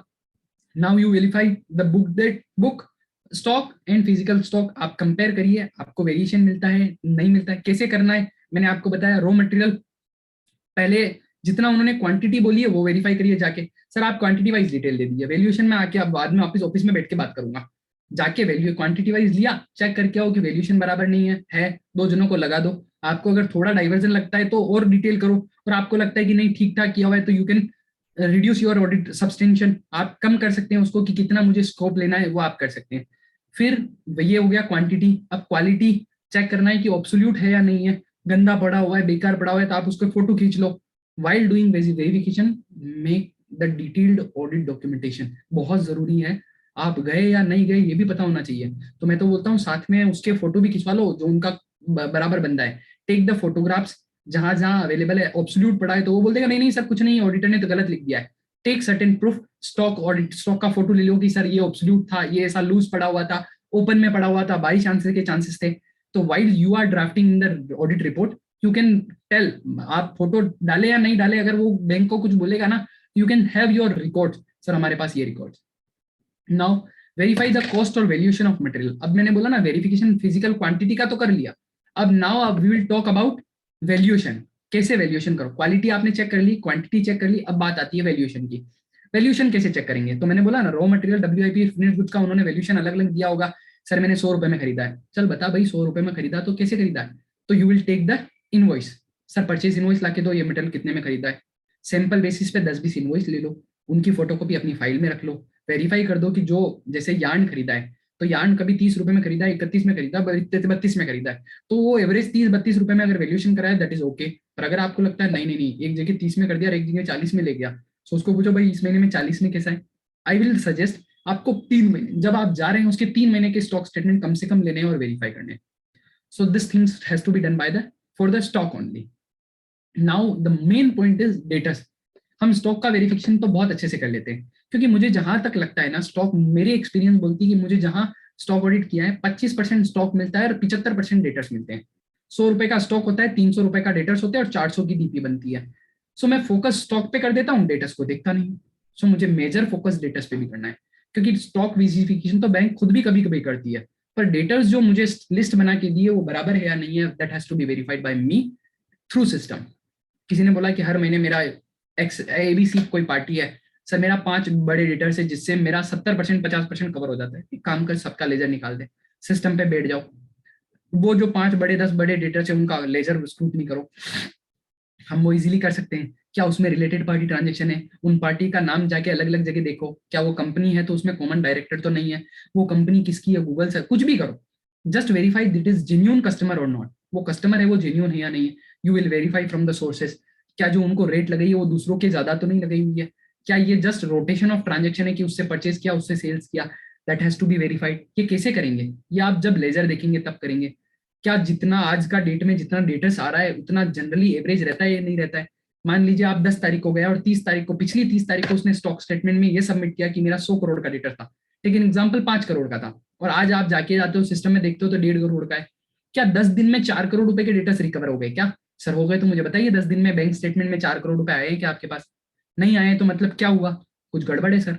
5 करोड़ उसने सिस्टम में दिखा हुआ है, केवल बैंक को दिखा दिए, यहाँ तो 1.5 करोड़ की है। Take a print out of that, उसी टाइम पे पार्टी से सिग्नेचर करवा लो कि भैया सिग्नेचर ले लिया मैंने तो आपसे कि आपका 1.5 करोड़ है। अगर वो बोलता है नहीं सर ये 1.5 करोड़ नहीं 5 है, prove it, rather you can take, तो वो कैलकुलेशन ऑफ डीपी में काम आएगा।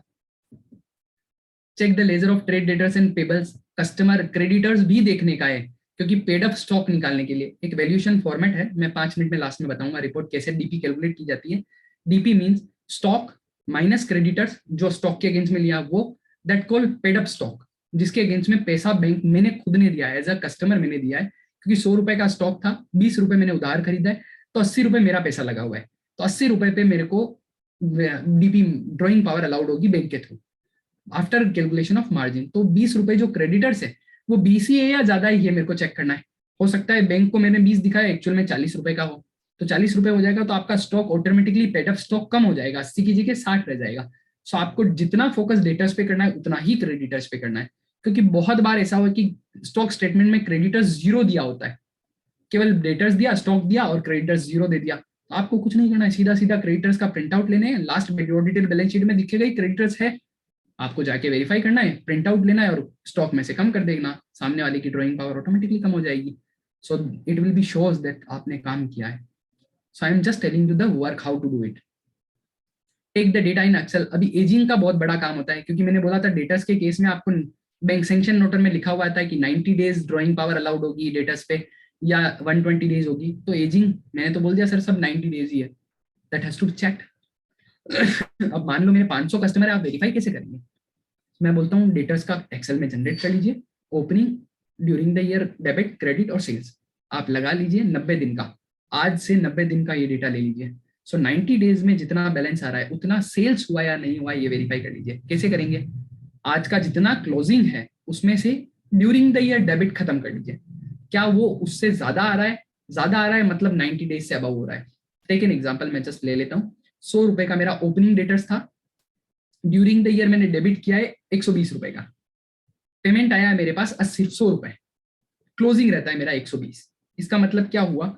Opening plus purchase less opening plus data debit minus cell credit closing stock, तो 100 प्लस 120 माइनस 100 क्लोजिंग इज 120। मतलब क्या हुआ? जितना मैंने 90 दिन में सेल किया है उतना ही क्लोजिंग बैलेंस में आ रहा है, दैट मीन्स मेरा 90 दिन का डेटर्स है। पर अगर ये नहीं होता है, जैसे मैंने 100 रुपए का ओपनिंग दिखाया, 120 का सेल्स किया तो डेबिट दिखेगा मेरा, क्योंकि डेटर्स इज ऑलवेज डेबिट, 100 का ओपनिंग, 120 का डेबिट, 90 का क्रेडिट, क्लोजिंग स्टॉक 130, और मैंने पार्टी ने बुक डेट स्टेटमेंट में 130 देके रखा है और बोला कि ये तो सब 90 दिन का है, तो क्या ये 90 दिन का है? मैं बोलूंगा नहीं। क्यों? क्योंकि ड्यूरिंग लास्ट 90 डेज ही केवल 90 दिन के अंदर 120 रुपए की सेल की है। So how you can say it is 130? सो आप 10 रुपए को हटाइए, उसको बोलिए कि डीपी आपको 120 पे मिलेगी।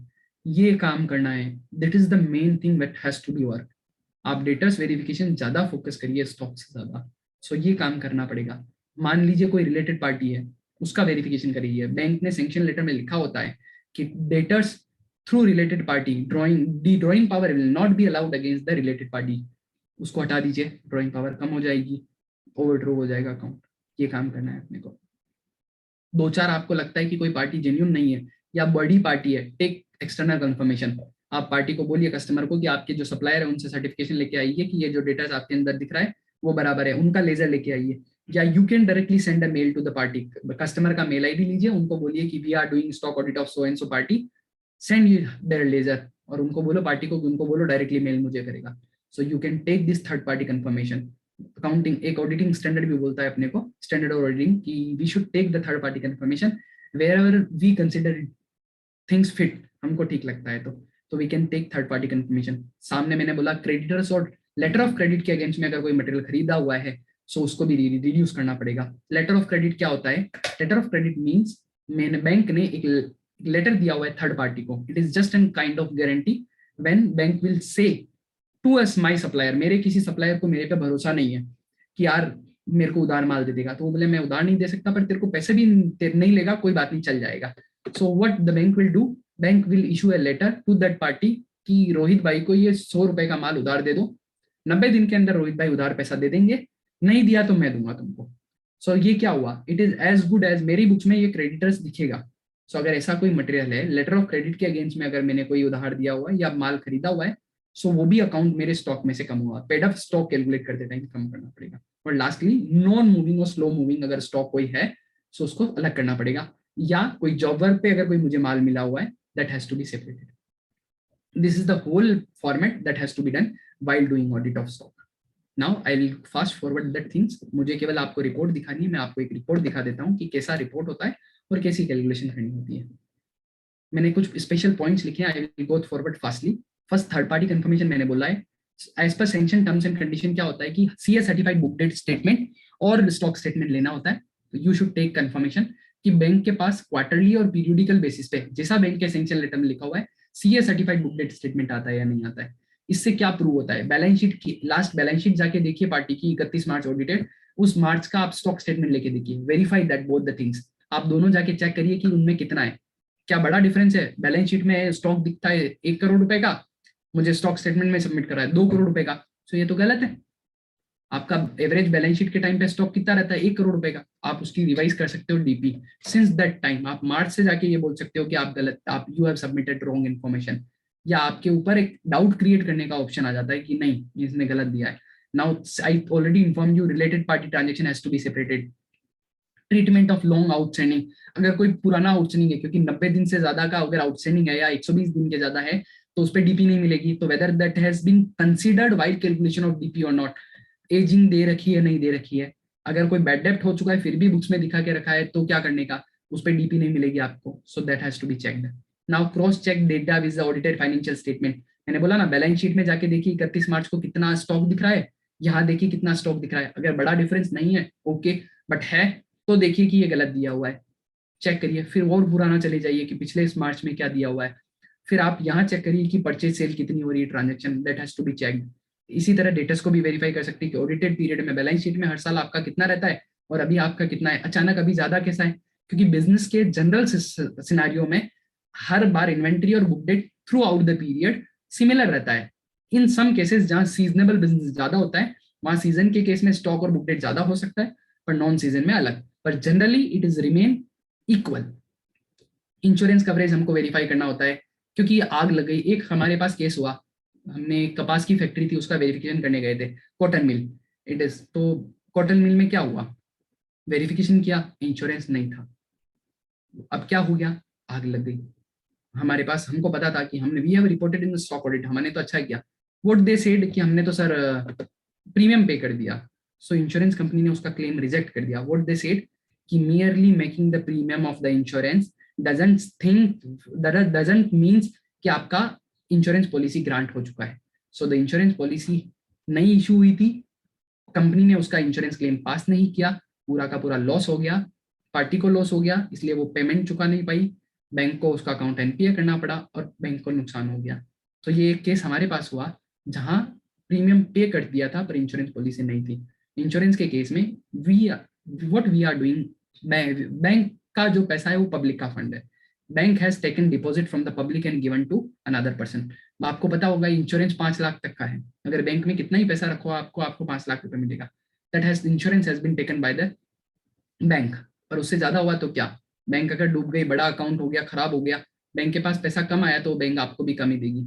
तो it is public fund and we are responsible for the safeguard of public fund. हमारी ये responsibility as a chartered accountant. ठीक है. स्टोरेज ऑफ इन्वेंट्री, मैंने बोला कि वो बराबर पड़ा है कि नहीं पड़ा है, बैंक का चार्ट लगा हुआ है कि नहीं लगा हुआ है.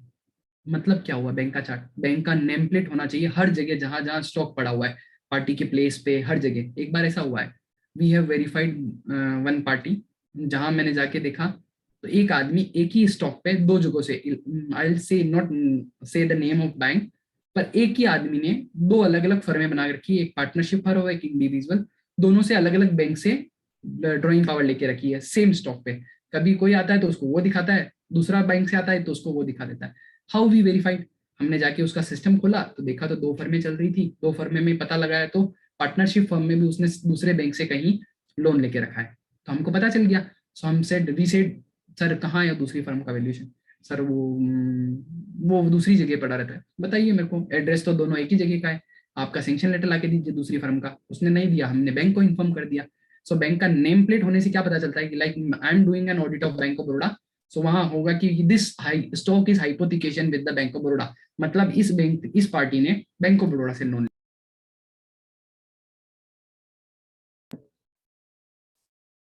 रूटिंग ऑफ बैंक ट्रांजेक्शन पता चलना चाहिए कि बैंक के सब ट्रांजेक्शन इसी अकाउंट से हो रहे हैं, यानी पार्टी के जितने भी बैंक ट्रांजेक्शन हो रहे हैं वो मेरे ही बैंक से होने चाहिए। नाउ ऑनवर्ड ये और ज्यादा स्ट्रिक्ट हो गया है because the Reserve Bank of India in the August 2020 has make an circular कि the all current account of a party should be close down when the party has taken a facility from one bank।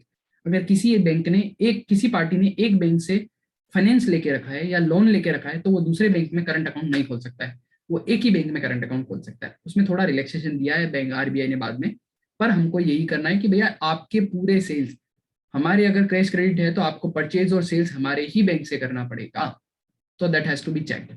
ROC और MC अगर कोई company है तो उसका bank का sufficient amount का charge created है या नहीं है ऑन द एमसीएसआर कंपनीज की वेबसाइट पे, वो हमको चेक करना है। Comparison of projection with actual, see हर बार बैंक जब रिव्यू करती है तो बैंक प्रोजेक्शन लेता है कि इस साल आपका कितना टर्नओवर होगा। जैसे मैंने 100 करोड़ का टर्नओवर बोला तो बैंक मुझे 20 करोड़ की ड्रॉइंग पावर देगा और 20 करोड़ रुपए की ड्रॉइंग पावर के पास मुझे काम करना है। तो आपको देखना है ऑडिट करते टाइम कि आपने लास्ट प्रोजेक्शन के टाइम पे कितना किया था। जैसे आप 6 महीने के बाद अब सितंबर में ऑडिट करने जा रहे हैं और बैंक ने प्रोजेक्शन कर किया, बैंक के टाइम पे प्रोजेक्शन करते टाइम आपने बोल दिया 100 करोड़ रुपए मैंने पार्टी ने प्रोजेक्शन दिया है। सो आप ये देखिए कि 6 महीने में उसका 50 करोड़ हुआ या नहीं हुआ है। नहीं हुआ है तो आप बैंक को बोल दीजिए, रिपोर्ट कर दीजिए कि sir the party's turnover is only 30 lakh 40 lakh as the case में भी। ये सब आपको चेक करना है। So this is the broadly thing which is all cover in the stock audit. ये सब चीजें आपको देखनी होती है स्टॉक ऑडिट में। नाउ वेरी 5 मिनट्स लेफ्ट, मैं 5 मिनट में बाकी जो बचा है उसको ले लेता हूँ। Special point for the stock audit hypothecation वाला मैटर है, उसमें कोई दिक्कत नहीं है। फॉर्मेट ऑफ स्टॉक ऑडिट, मैं ये बोलूंगा कि हर बैंक का स्टॉक ऑडिट फॉर्मेट अलग अलग है। कंपनीज जो स्टॉक वेरिफिकेशन करवाती है उसका एक सर्टिफिकेशन अलग बनता है, वो हर आदमी अपने को स्टॉक ऑडिट फॉर्मेट देता है। स्टॉक ऑडिट के फॉर्मेट में मैं आपको भी दिखा दूंगा। रिजर्व बैंक ऑफ इंडिया ने स्टॉक ऑडिट पे क्यों इतना प्रेशर डालाएगी हर आदमी को, बड़ी हर पार्टी जिसका 1 करोड़ से बिजनेस है, हर बैंक अपनी अपनी पॉलिसी बना सकती है कि किन किन पार्टी का कितने कितने पीरियोडिसिटी में स्टॉक ऑडिट होता है। सो कुछ पार्टी का 1 साल में हो सकता है, किसी का 6 महीने में हो सकता है और किसी का 2 साल में हो सकता है, depend on the bank internal policy. Reserve bank ने बोला है बैंक को कि you should decide your own policy for the periodicity of the stock verification, आप अपने हिसाब से डिसाइड कर लीजिए। पर कुछ चीजें जो आरबीआई ने मैंडेट करके रखी है, जो क्या है कि स्टॉक ऑडिट करते टाइम ये वेरीफाई करना है कि क्या ड्रॉइंग पावर 90 दिन पुराना स्टॉक स्टेटमेंट पे तो नहीं बना के रखा है। क्यों? क्योंकि हर महीने आपको स्टॉक स्टेटमेंट सबमिट करना पड़ेगा। स्टॉक स्टेटमेंट सबमिट करने में ये देखना है कि हमको वाइल डूइंग स्टॉक ऑडिट हमें ये भी वेरीफाई करना है कि क्या जो बैंक ने डीपी ड्रॉइंग पावर सिस्टम में डाल के रखी है, क्या स्टॉक 90 दिन के स्टॉक और स्टेटमेंट से पुराने पे डाल के रखी है। अगर हाँ, so that account will be classified an NPA. तो आरबीआई ने उसमें प्रेशर लगा के रखा है। NPA means non performing asset, मतलब जो अकाउंट खराब हो चुका है बैंक की लैंग्वेज में। सो बैंक किसी को भी एनपीए कर सकती है, कब? जब कोई भी ड्रॉइंग पावर 90 दिन पुराने स्टॉक स्टेटमेंट पे कैलकुलेट किया हुआ है या 90 दिन तक किसी भी उस अकाउंट में, कैश क्रेडिट अकाउंट में कोई ट्रांजेक्शन नहीं है, तो it can say that it is out of order, मतलब इसमें कोई ऑर्डर नहीं हुआ है। 90 दिन कंटिन्यूअसली अगर ये ओवरड्यू रहा तो भी एनपीए हो सकता है, 90 दिन आउट ऑफ ऑर्डर रहा तो भी एनपीए हो जाएगा। That was my presentation. Ketul भाई, if you will give me 2 minutes, I can show the report format. अगर सबको देखना है तो मैं स्टॉक ऑडिट का एक फॉर्मेट मेरे पास, मैं एक बैंक, बहुत सारी है पर मेरे एक बैंक की है तो मैं उसको दिखा देता हूँ। इसकी डिग्री लेते हैं।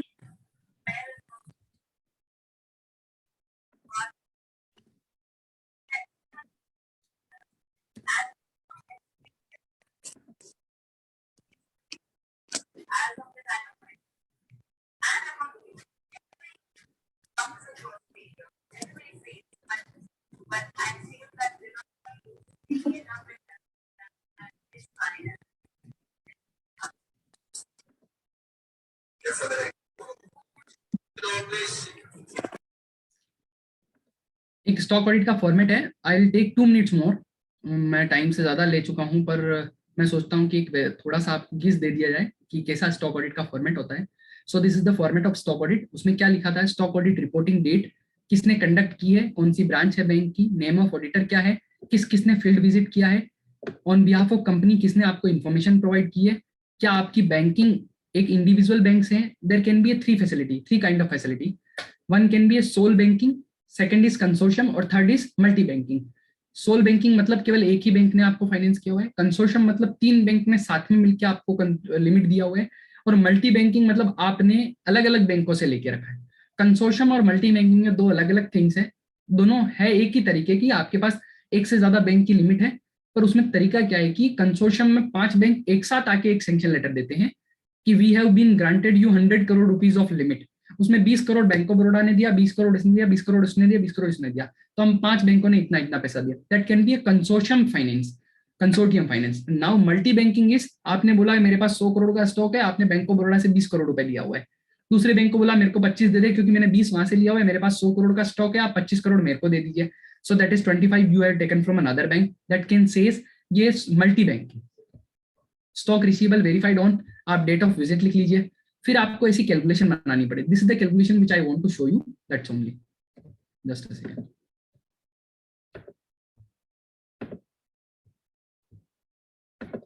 आपको एक ऐसी रिपोर्ट बनानी होती है कि एज पर बोरोवर, आप किसी भी दिन जो स्टॉक ऑडिट कर रहे हो स्टॉक स्टेटमेंट ले लेंगे, बोरोवर के हिसाब से कितनी ड्रॉइंग पावर बनती है वो बना लीजिए, और ये अपनी कैलकुलेशन, मुझे मेरी कैलकुलेशन सामने दिखानी है कि आपके हिसाब से कितनी बनती है।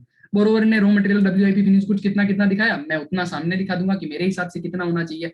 आफ्टर डूइंग वैल्यूएशन और and verification, quantity, quality, composition and valuation, इन चारों चीजों को याद रख के मुझे ये काम करना है। So I will calculate the total stock, कितना बन रहा है मेरा, सो एंड सो XYZ आ गया, मेरा ये टोटल अमाउंट आ जाएगा। उसके बाद मुझे क्या करना है, सन्ड्री क्रेडिटर्स, मैंने बोला ना कि bank will only give you a drawing power on the paid up stock. Paid up stock निकालना है कैसे, ये पेड अप स्टॉक निकलेगा मेरा।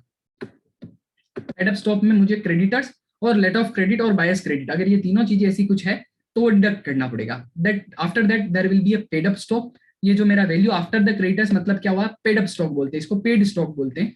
पेड स्टॉक में सैंक्शन लेटर के हिसाब से जितना मार्जिन आता है वो कैलकुलेट करके कम कर दूंगा। मान लीजिए मेरा 100 रुपए का स्टॉक है, बैंक ने बोला कि 25% हम मार्जिन मेंटेन करेंगे, तो मतलब क्या हुआ, बैंक 75 रुपए की ड्रॉइंग पावर देगी आपको, तो value of net value of stock इतना आ जाएगा। सो 75 रुपए आपकी वैल्यूएशन ऑफ ड्रॉइंग पावर में कंसिडर हो जाएगी। सेम काइंड डेटर्स के साथ में कि टोटल डेटर्स कितना है, अगर ऊपर मान लीजिए मैंने क्या किया, यहाँ 100 रुपए, I will take an example 100,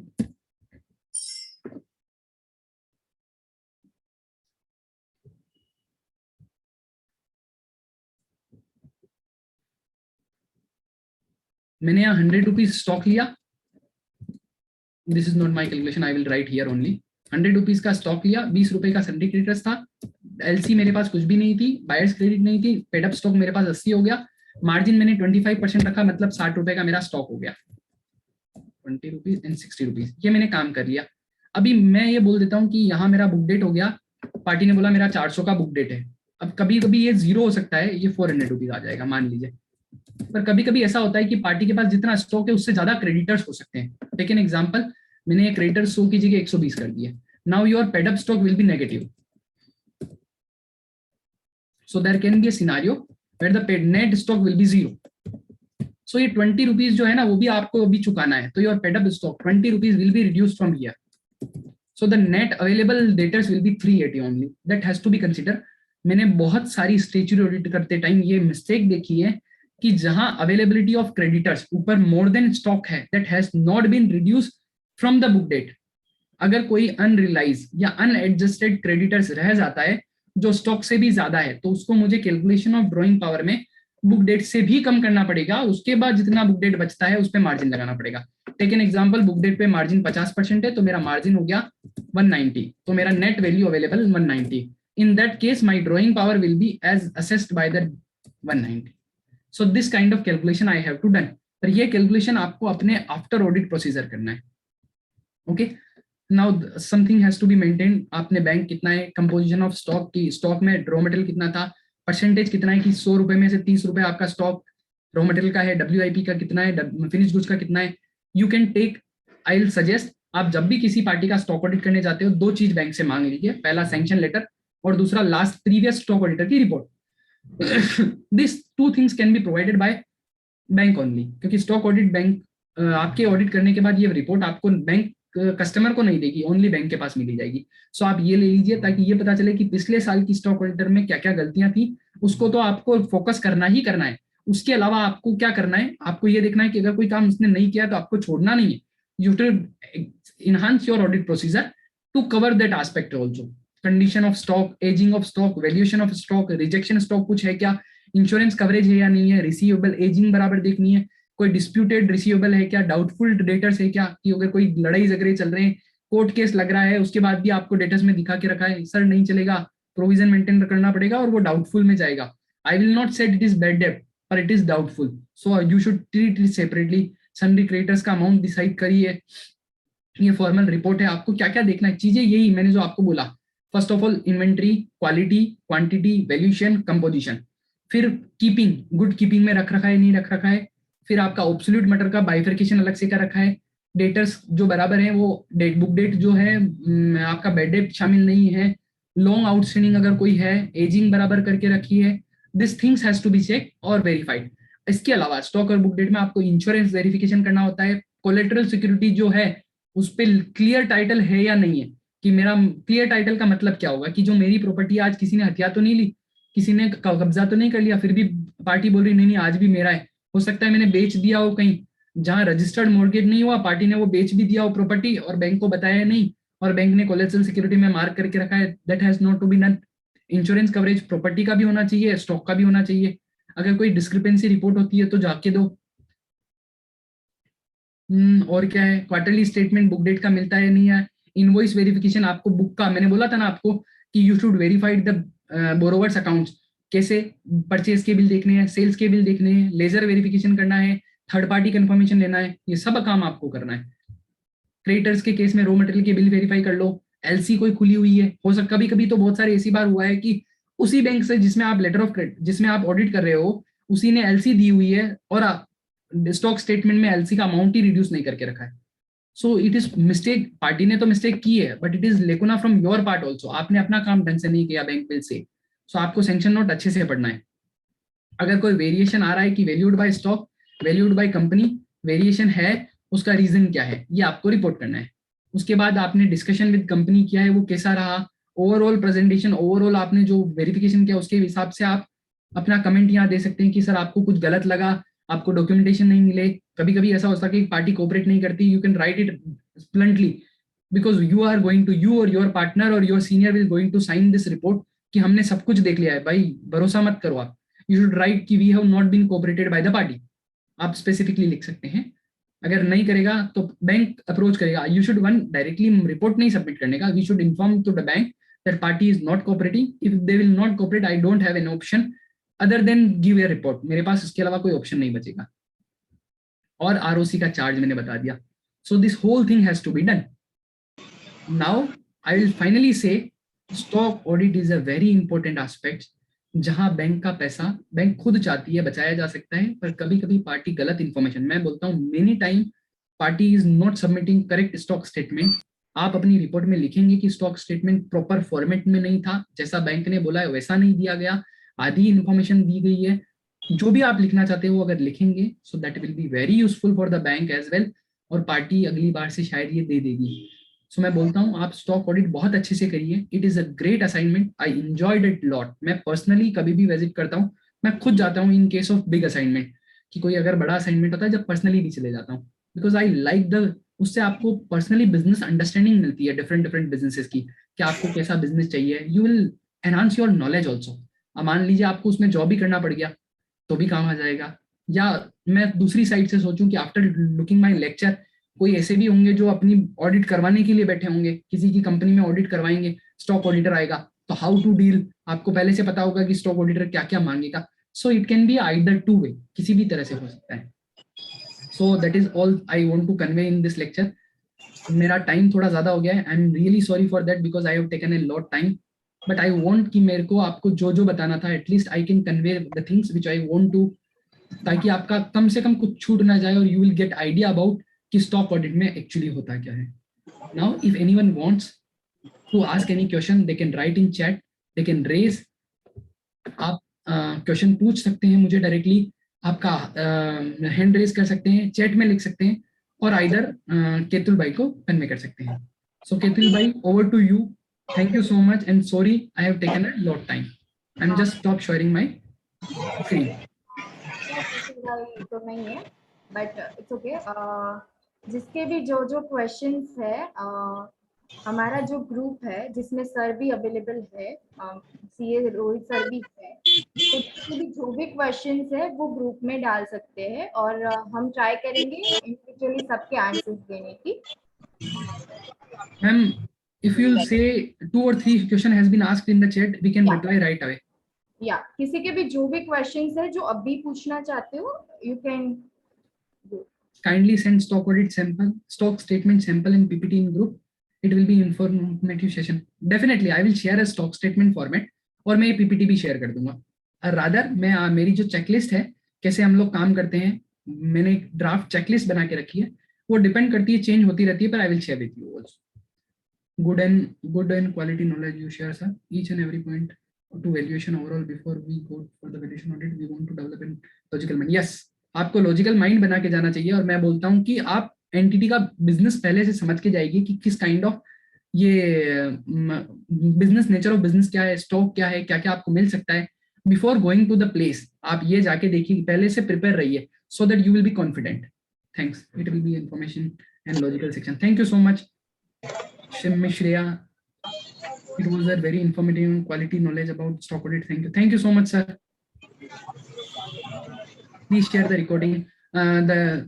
Ketul bhai or accounting baba will share the recording link to you. Someone has raised a hand. Vinay, you can ask your question. Please unmute yourself. Unmute. Sir, only just last question. Is there any requirement for the creditors aging required during the stock audit? 100% creditors has to be considered while calculation of paid up stock. जितना creditors है सबका सब reduce करना पड़ेगा, ageing की जरूरत ही नहीं है। पर ये देखा जाता है कि एजिंग जब की जाती है ना, सो बैंक का डाउट, कभी कभी बैंक एजिंग मांग लेता है। Some stock auditor ask for the ageing, क्यों बोलता है एजिंग दे दीजिए, उससे उनको ये जरूर आइडिया लगता है कि क्यों इतना पेंडिंग क्रेडिटर्स पड़ा रह रहा है, वेदर इट इज डिस्प्यूटेबल और नॉट, क्या कोई केस चल रहा है पार्टी की। क्योंकि कभी कभी ऑडिटर को ये भी प्रूव करना पड़ता है कि कोई लीगल एस्पेक्ट आपने ऑडिट वेरिफिकेशन के टाइम पे देखा है क्या। You have to report also that to the bank, ताकि बैंकर को पता चले कि अगर पार्टी कुछ चीज सबमिट नहीं कर रही है, so at least through stock auditor they will get knowledge about it.